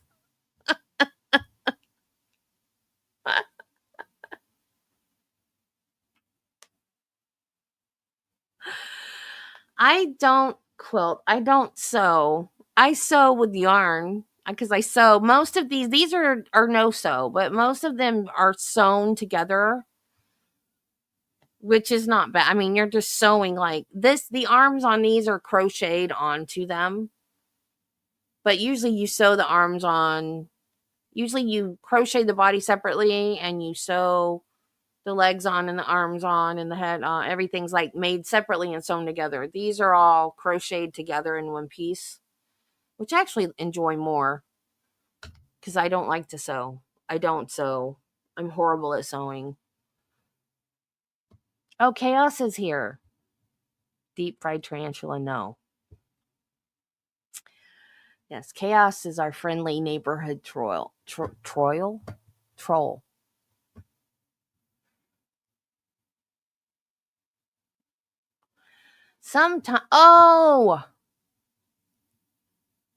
Sometimes you'll get the same patterns, though. I mean, they'll look like the same patterns from different people, and there'll be different prices. So when that happens, I just pick the cheapest one. Those cookies are cute. I've noticed the new trend is everybody's using chunky yarn, so all the stitches look really, really puffy, which I don't really use. Oh, look at the little birthday cakes.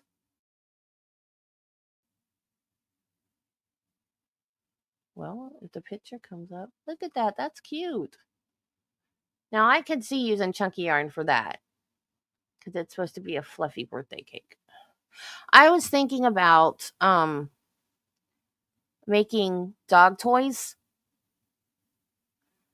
And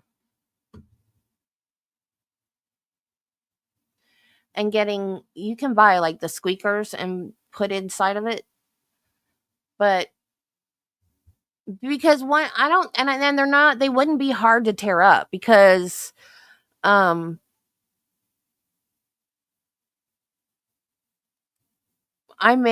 was making Star Wars ones, and I made Han Solo, and I lost him one day. He wasn't completely done. He was mostly done, but he wasn't completely done.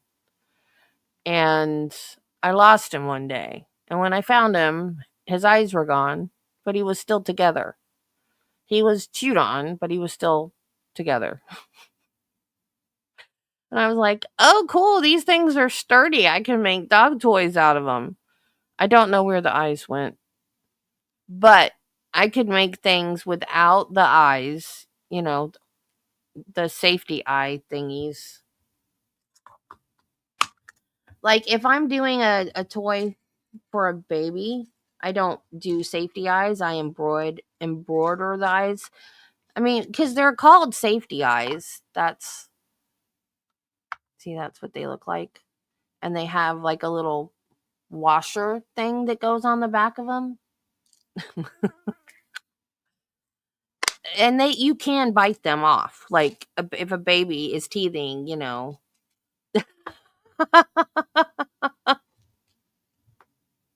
They are long gone if that's where they went.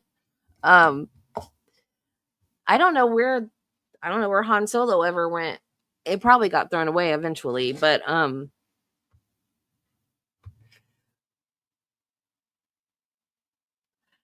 it didn't like shred. You know how dogs usually shred the stuffed animals and the stuffing goes everywhere and all. It didn't, and I was like, oh, I need to make dog toys because I guess I guess my stitches are tight enough that the dogs can't get their teeth in there to rip them apart. I don't know.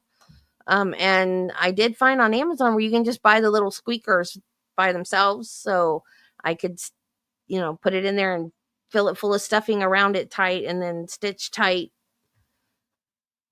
But I just haven't done it yet. I have got a bunch of stuff made that I'm gonna sell one day.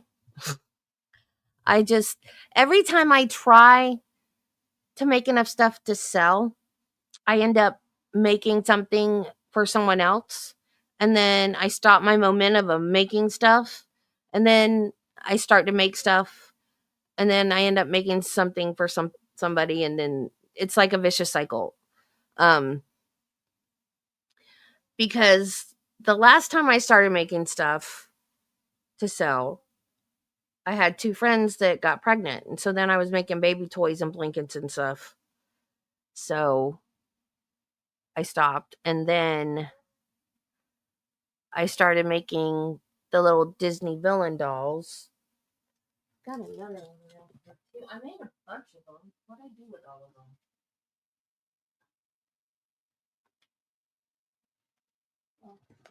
Here's the evil queen. I got to do her other arm.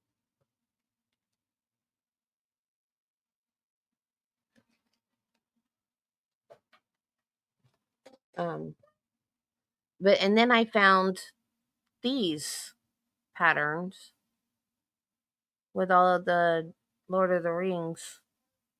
Well, it's not all of them. I need to find the other ones. Let's see who will.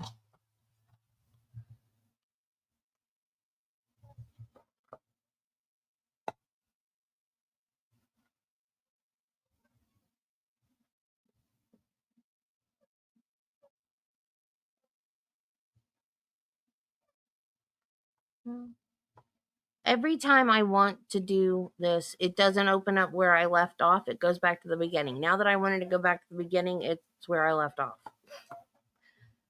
I got this off Etsy too. It's a little ebook of Fellowship of the Ring, but it's not the whole fellowship. It's Frodo, Gimli, Gandalf, Galadriel, Legolas, and Aragorn. So I have to finish Gimli and then Gandalf, Galadriel, and Aragorn. So it's 6 of them. So there's no Samwise. There's no Merry and Pippin. Who else is missing? Those are the important ones that are missing. Oh, there's no Arwen either.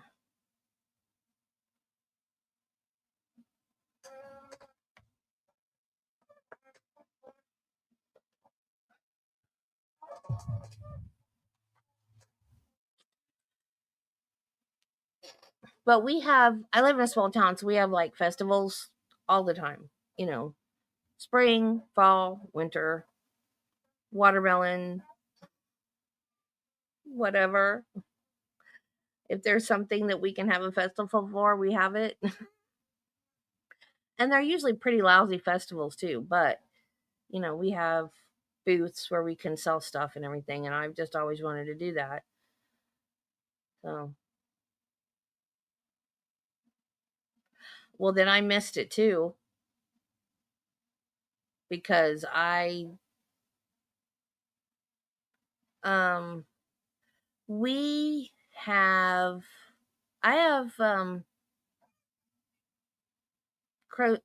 patterns for pumpkins.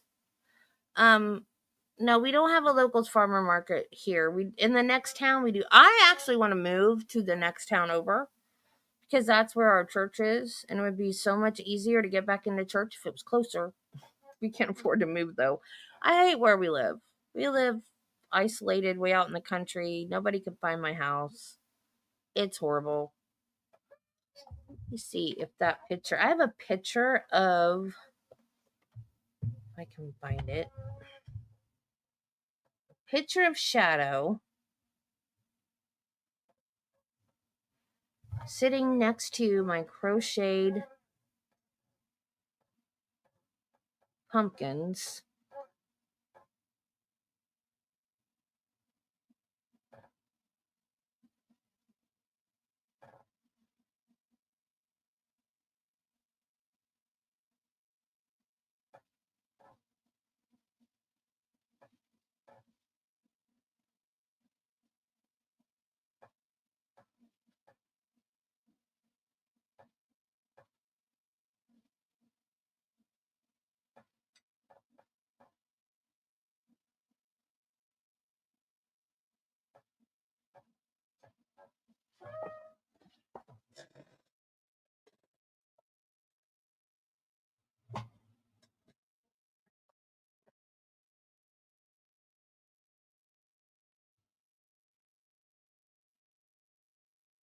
I made those decorations. You guys see? And she was on the couch like that. So I grabbed the pumpkins and the ghost and witch and Frankenstein. And I put them all around her and she didn't move. And I started taking pictures.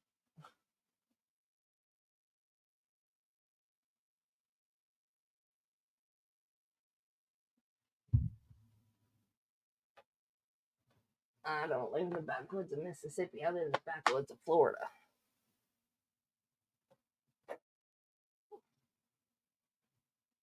Yeah, I was surprised that she stayed there. But she did, and she just sat there and I rearranged them. There's several different pictures, but yeah.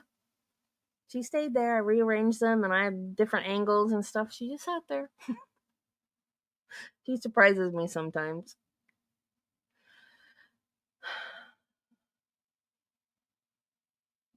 Okay, so for the next members only,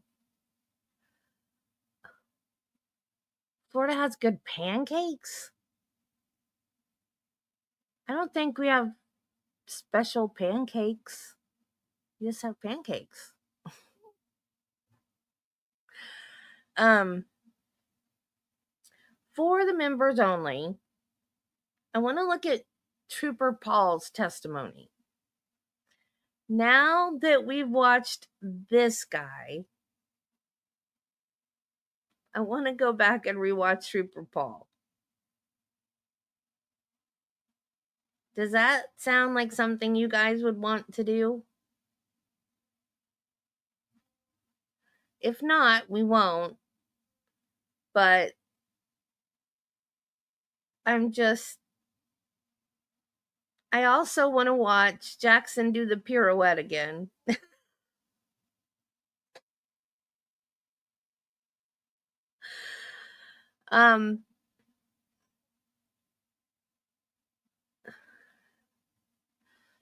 Oh, okay. So I was thinking Sunday around 10 o'clock or 12. What time? I don't, if anybody, like, I don't want to, I know some people go to church. I should go to church. She doesn't have any licky treats. I gotta order some more. I need to sleep with one eye open until I order some more. I've got some. I got the wrong kind. It's like a stew. So it's not the little tube, it's like a little pouch. So I have to pour it into a plate, and she doesn't like those as much as the little sticks.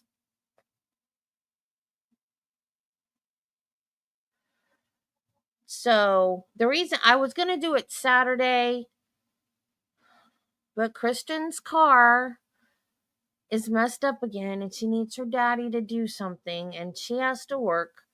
So Casey's going to drive her to work and then drive over here with the car. And of course, we have no idea what time. So I don't know what time to schedule the stream on Saturday because I don't know when Casey will be here.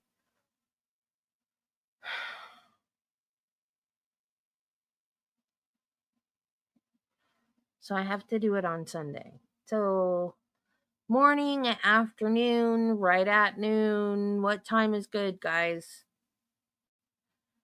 And we will do Trooper Paul.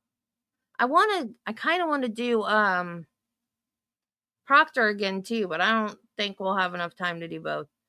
Because I don't want to do too long. Because I don't want to get, I mean, I know I could be resting right now instead of still sitting up in this chair.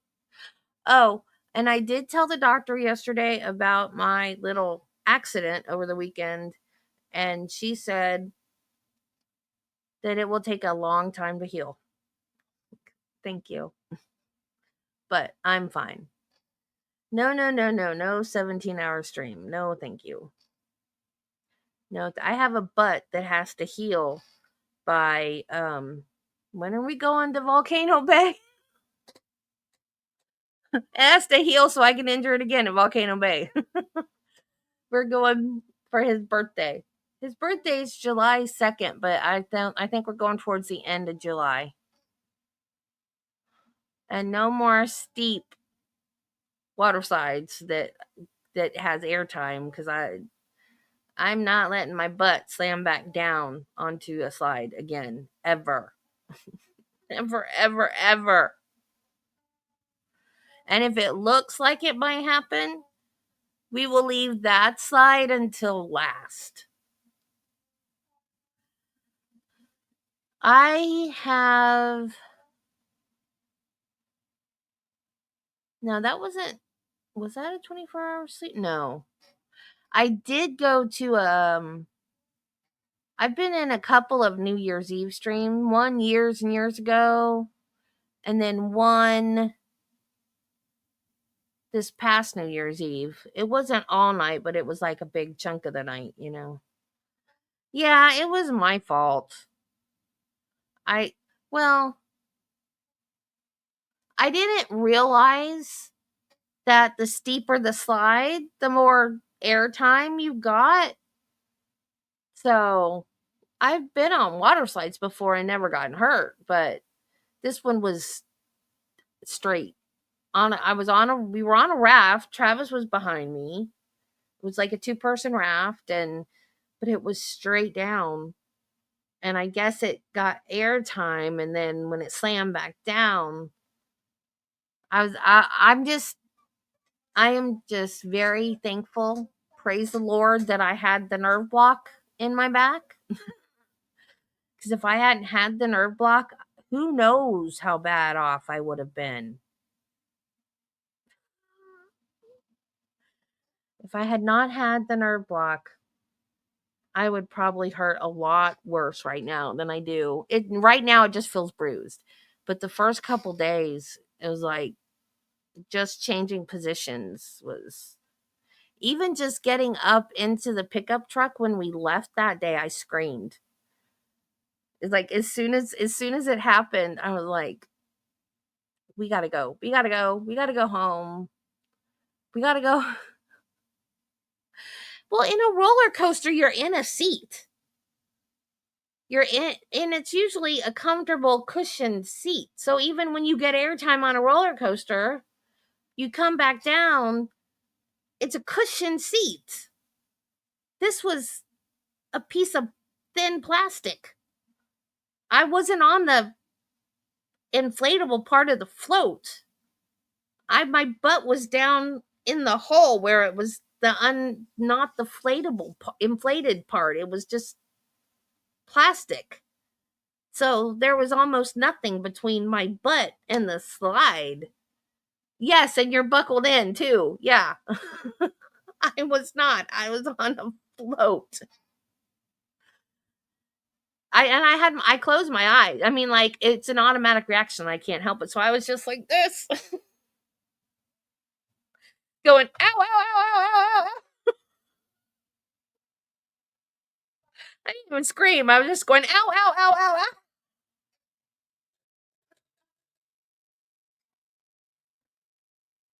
Oh my gosh.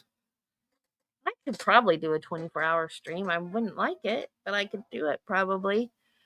I don't know. I used to have insomnia really bad, but it's gotten better as I've gotten older. But that's because I'm medicated. You know, like I take a lot of stuff before I go to sleep at night to help me sleep. There is a roller coaster. It's new, but I don't think it's brand new at Epcot that I want to ride bad. And I told Travis, I was just like, this is where we're going for anniversary this year. Because I used to go, oh, I love drop towers. Travis doesn't like drop towers. We went to Epcot and Animal Kingdom for our honeymoon. And I said, this year, we are going to Epcot for our anniversary because that's where we went on our honeymoon. And I want to ride this roller coaster.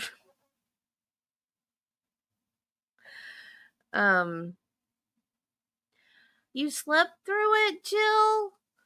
Well, it didn't help because she denied it. But apparently, some of his slides were directly from Trooper Paul and the medical examiner. So he wanted to ask questions about them, and Judge Canoni said no. So the roller coaster is the Guardians of the Galaxy Cosmic Rewind, and the cars go front ways, back ways, sideways, all over the place. And it looks like so much fun. And there's screens in it that make you look like you're in space. And it kind of looks like a souped up Space Mountain. It looks really, really fun. So, screaming's the fun part, Flash. You have to scream. If you don't scream, it's not fun. Tower of Terror. I love Tower of Terror so much. I've ridden that thing so many times. That's at Disney Studios, whatever they're calling themselves now. They keep changing the name. Travis does not like those rides. I can't remember. I know we've been there together, but I can't remember if he rode it with me. I know he rode Rock and Roller Coaster with me. We like that one. That one, they're supposed to be changing that one and turning it into a Muppets roller coaster, which I'm not happy about because I love Aerosmith. Yeah, fear scream. I scream on roller coasters all the time. That's the fun fear. Now, I don't have fun fear when it comes to haunted houses, but I hate that I'm afraid of them too, though, because I like Halloween and I like scary movies and I like dressing up for Halloween. I like spooky stuff, but I don't like haunted houses. I don't like to be startled. So I don't like that kind of spooky stuff. I don't like to be pranked. I don't like to be tricked. I don't like to be startled. That's not fun. But roller coasters, that kind of fear, yeah, I like that. But I've not ridden Velocicoaster at Islands of Adventure, which is part of Universal, and I love Universal, and I've ridden almost every ride there. But I haven't got on Velocicoaster yet because I've chickened out. But now I kind of want to, but I'm still kind of scared because it goes upside down and it doesn't have shoulder restraints. Like, the lap bar, you pull it down from above, but instead of coming over your shoulders, it comes down beside you. So you can hold it down, but it's still not over your shoulders, and you get airtime, and it goes upside down. I mean, you're not going to fall out, but still, you're going to be up out of your seat. I don't know. But I still, I'm mad at myself for being a chicken, So I do kind of want to ride it, but I'm still a chicken a little bit. Yeah. I went to Halloween Horror Nights at Universal one time, and that was enough. I had just been diagnosed with fibromyalgia. So I was probably 23, 24, and I was walking with a limp. I had just been diagnosed. So I had just started on medication. So I wasn't getting a lot of pain relief yet. I was walking very slowly and walking with a limp. And they have haunted houses set up, and they have scare zones where you walk through with clowns with chainsaws and each scare zone is set up differently. Now they have, because I have been during the day when that night was going to have Halloween Horror Nights, now they actually have areas set up where people can jump out at you. Like they have little areas where they can get inside, and it has a black curtain, so you can't see that there's somebody inside there, and they can jump out at you even in the scare zones. And I was like, oh no, there's no way I could even come now, because I went through one haunted house when I went, and after that I was like, nope, that's it, no more haunted houses. But I was okay. But now I couldn't even go because of the way people could jump out at you. But even before, walking through a scare zone, I would want to go the long way around to go somewhere. And my friend was like, no, that's a long way around. I was like, look, I can't run right now. I am limping. I am in pain. I can't run through these scare zones away from these people with chainsaws. And she said, don't look at them. Don't engage with them. Just walk and don't even pay attention to anything they're doing, and they will leave you alone. They're only going to go after the ones that act scared of them. And I went, oh, okay. And I just walked through them and stared at the ground, didn't even pay attention, and they didn't mess with me at all. But we went into the bathroom, and there was 2 teenage girls in there, and they looked like they might have been younger than teenage, middle school, early teenage girls. I mean, early high school, teenage kids. And they ran in there because some guy with a chainsaw was chasing them. And we went in there to use the bathroom. So we're trying to go out of the bathroom. These girls were right at the door to the bathroom. Every time they tried to leave, the guy with the chainsaw was there. And then they'd run back in giggling, and then they would try to get out again, chainsaw, and they run back in giggling. And I was like, for crying out loud, I want to go out. And we couldn't get out of the bathroom because the little girl and the chainsaw guy. And finally my friend was like, come on, let's go. And then he tried to get us, and we were like, we just want to go. And then while my friend was going through the other haunted houses, I was standing next to the popcorn vendor and going can I stand here while my friend does the haunted?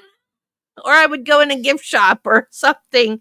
I was like, nope, no more haunted houses for me. I'm good. I like the shows and the parade, and and we rode rides, and that was cool. I was okay with that, but not the haunted houses. I'm also claustrophobic, and I think that has a part to do with it. It puts me over the edge. because I'm in this small confined space in the dark and then someone's in my face.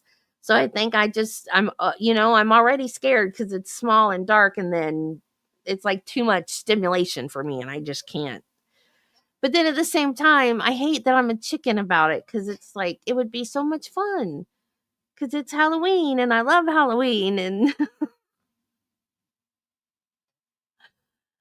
yeah, there used to be, um, there's a state park here, called Manatee Springs, and it's gorgeous springs. It's on the Swanee River, and there's all kinds of hiking trails and stuff in a campground. And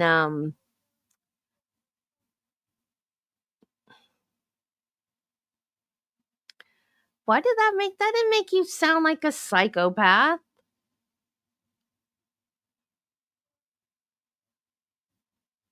That didn't make you sound like a psychopath. And they used to have a haunted trail, and I never went. I heard it was super scary, but I was like, I am not. I have seen too many Friday the 13th movies. I am not going to go out in the woods and walk through the dark woods and have people jump out at me. That is not happening. Never, ever. I have seen way, way too many Friday the 13th movies to do that. That is not happening. And then we have, there's a theater in the next town over. It's not a movie theater. It's like a playhouse, like community theater. And they used to have a haunted house every year. And I never went to that one either. And they quit doing it. If they still did it, I was going to be a scare actor, but then they stopped doing it because I could do that. I can be the scare actor, but to be scared, I don't want to be scared.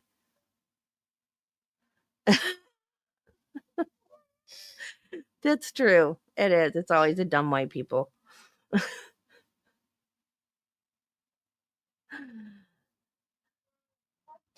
Yeah, but yeah, I don't like that kind of fear is not fun to me. The roller coaster, that's thrill, not fear. That's like, it's engineering. It's you're allowing your body to move in ways that are safe, like under conditions that are safe, that you can't do any other way. I don't know. Am I making sense? Like, you're safe on a roller coaster. You're all buckled in. You're just going for a ride. And so I used to be really afraid of roller coasters, and now my thing is, it's 2 minutes of my life, right? It's 2 or 3 minutes of my life. If I don't like it, I don't ever have to get back on it again. So that's the way I think about it now. And I just do it. I get on there and I'm like, okay, if I don't like it, I don't have to write it again. And I usually end up liking it. Yeah, I don't like clowns. I really, really don't like clowns. When I was a kid, we lived in Sarasota. Well, we lived in Bradenton. We moved to Bradenton from the Keys when I was 6 months old. And then we moved to Sarasota when I was 6. So I lived in the Sarasota, Bradenton area until I was 12 years old. And the Ringling Brothers Barnum and Bailey Circus, which is the real circus, these little rinky-dink circuses that go around and they have like one ring, that's not the real circus to me. The big 3-ring circus and the great big giant tent, that's the real circus. Their winter home is in Bradenton. And there's a big circus college there. There's a big museum there. There's a house there that's a museum now that belonged to one of, I don't think it was P.T. Barnum's house. It might have belonged to one of the Ringling brothers. But like as a kid, we went there on field trips from school, like to the circus museum. We got to watch them train the animals and stuff on field trips. It was pretty cool. But my dad, because he was Florida Highway Patrol, he would do like traffic detail and direct traffic. So we got free tickets every year. So I went to the circus every year in Bradenton when they came home, and they set up at home and did the circus.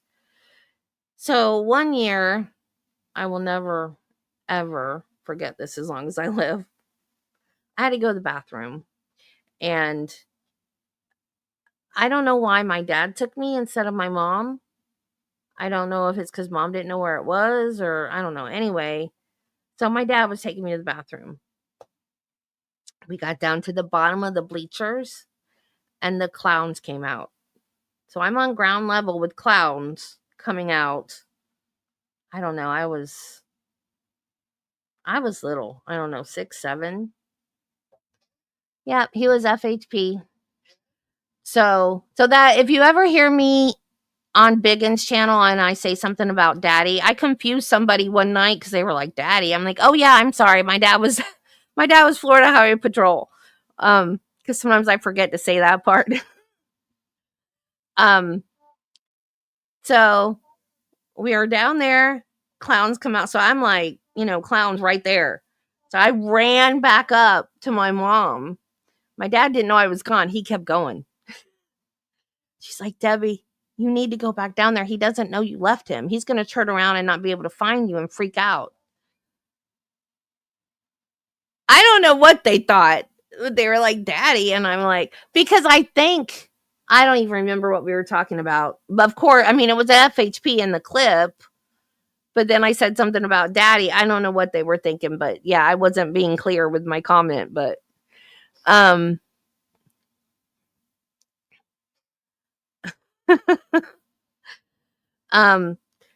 she's like, go back down there, go back down. And I, for the life of me, I can't remember. I think I did finally go back down. I can't remember.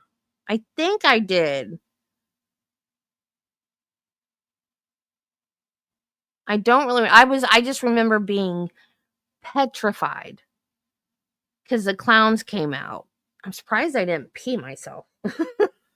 But yeah, I was afraid of Santa Claus when I was little. Mom, I don't remember this, but mom used to tell a story of me not going to sit on Santa Claus's lap. And he said, come here, little girl, I'll give you some candy. And mom says that I said, no, thank you. I have my own candy at home. This is the thing. My dad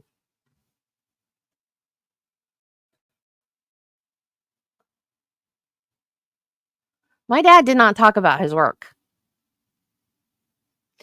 And I didn't even realize what my dad did.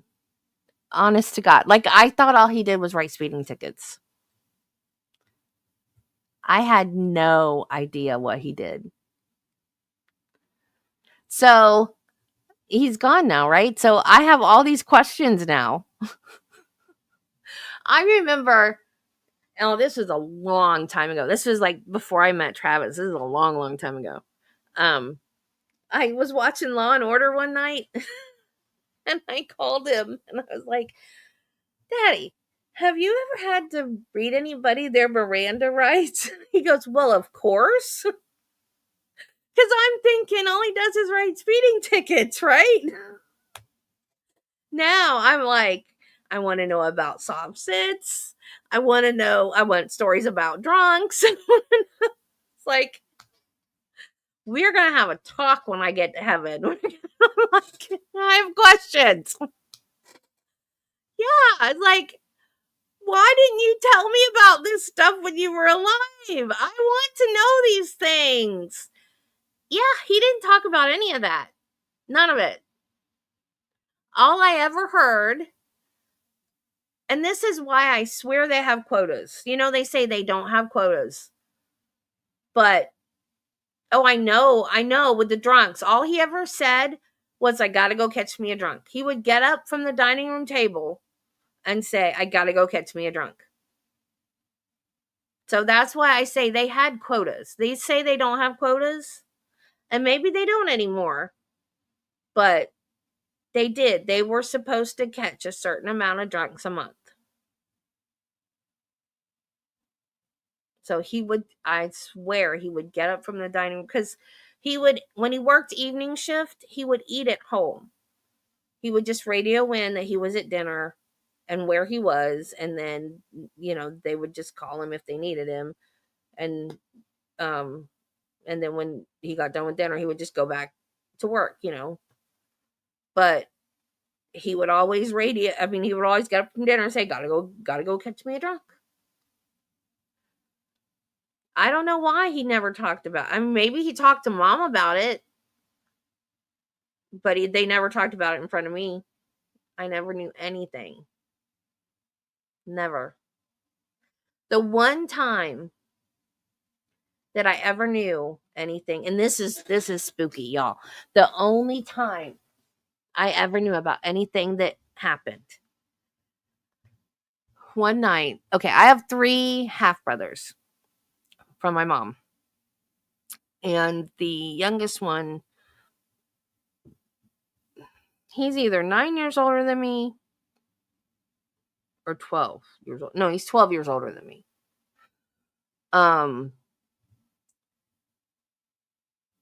So the other 2 brothers are older. The oldest one's 20 years older than me. So they were out of the house. The middle one was in the service. So it was me, Randy, mom, and dad.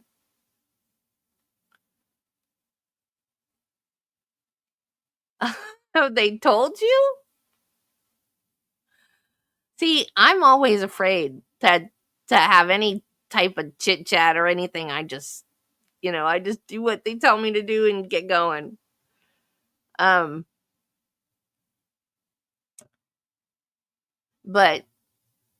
me and mom and Randy one night, all 3 of us woke up at the same time. And I said, Mommy, I had a dream that Daddy died. And Randy said, Mom, I dreamed that Cecil got shot.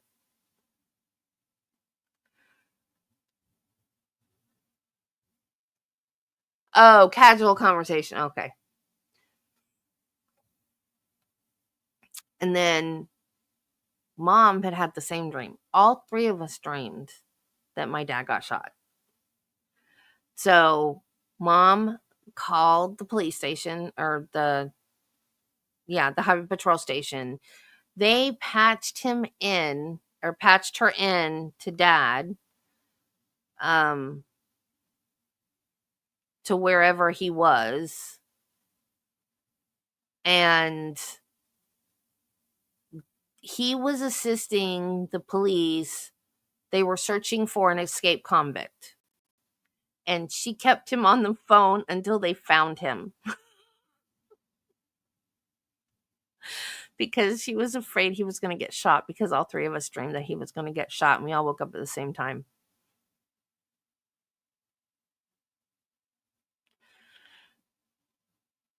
I mean, I don't know if that would have happened or not, and I don't know if she really did keep him on the phone, because I imagine he would have gotten in trouble for staying on the phone with his wife when he was supposed to be working.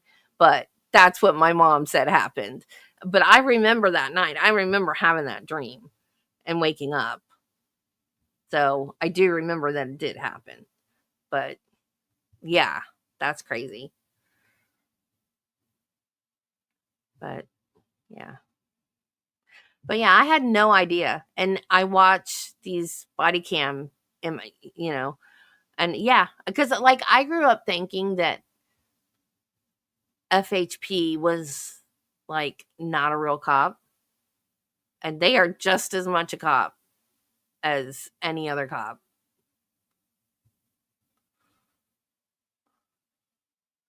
Oh, yeah, firemen. There's no way.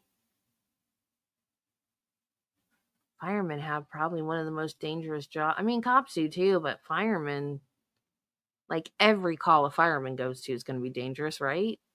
Pretty much. Unless they're getting a cat out of the tree or something. I mean,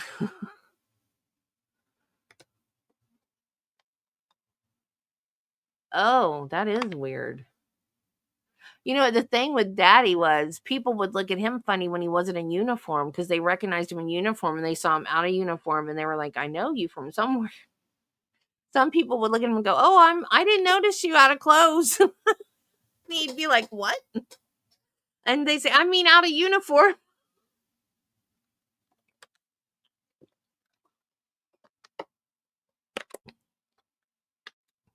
That's weird. You just have one of those faces where people just like, you look like somebody they know.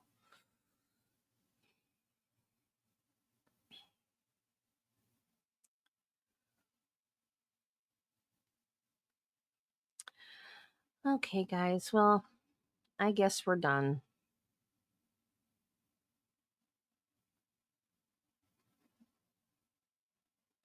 He made you wash the fire truck? Why?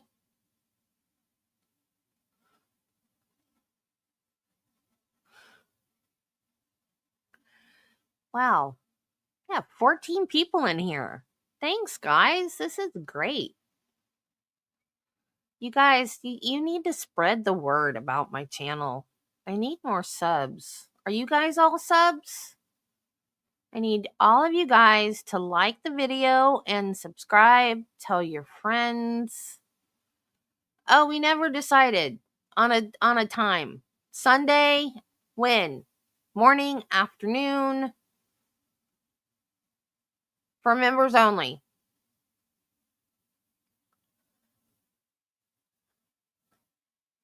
Giving it back to your community. Well, yeah, it is that. Okay, if you don't pick a time, it'll be 10 o'clock on Sunday. We'll do our members only.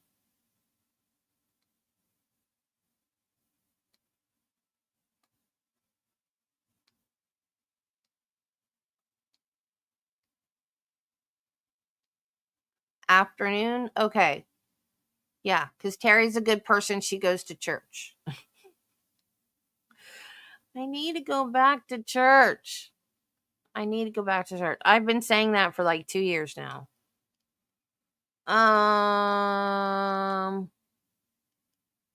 Why can't you be there, Flash? So Sunday at 2? Will 2 work?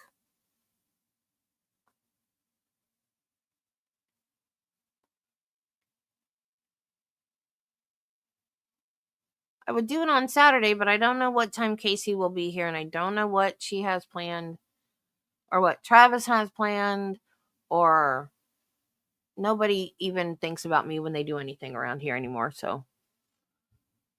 Oh, I'm sorry, Flash. Oh, my condolences.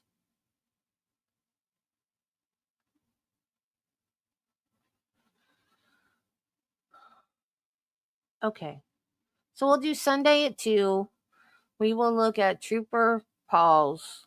It just did. Physics. I really, really, really want to get off of Karen Reed stuff for members only, but I can't think of anything else to do. Another thing I thought of doing was watch, since it's a members only, I kind of don't really need to worry about copyright stuff. So, I was also thinking about, for future ones, that we could watch like a 48 hours episode about a case that, like, maybe we didn't watch the trial, but a case that like people are talking about. Like maybe Melody Ferris. Like, we didn't watch that trial. I watched the trial with Recovery Addict. And so I've mentioned it a couple times. I played during I think it was one of the breaks with this trial, like during a lunch break or something. I played part of her sentencing where she was blaming Scott for his dad's death during her sentencing for it. So I was thinking like we could watch the 48 hours episode on that, and maybe like watch clips from the trial or something, something like that for a members only. Oh, that would be another good one. I just don't know. Like, you guys could ask me questions and we could just chit chat, but we do that all the time anyway. So that's not, like we're doing that now, right? So like that's not a good members only for us, because I just don't know what to do for members only stuff. But I don't want you guys to like not have a special thing. I mean, you have your emojis, but still. I got to give you something for being a member. So, okay. So Sunday at 2, and I'll probably set it up tomorrow and make a post about it and everything so you guys won't forget. And we will go over Trooper Paul's physics. So tomorrow we will start on the defense's case, and then I'm not doing the leaderboard because I don't want y'all to be all competitive in the chat. It's just going to be a distraction for me. And I'm very easily distracted.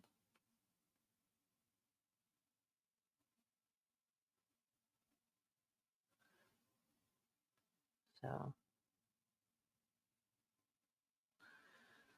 And in the morning, we will do Phil Spector again. We got done with the blood spatter analysis guy. Nobody wants to be number 2, Jill. Nobody. Okay, so I will see you guys in the morning. Remember, be kind to people, love your family, and Jesus loves you. And so do I. Bye, guys.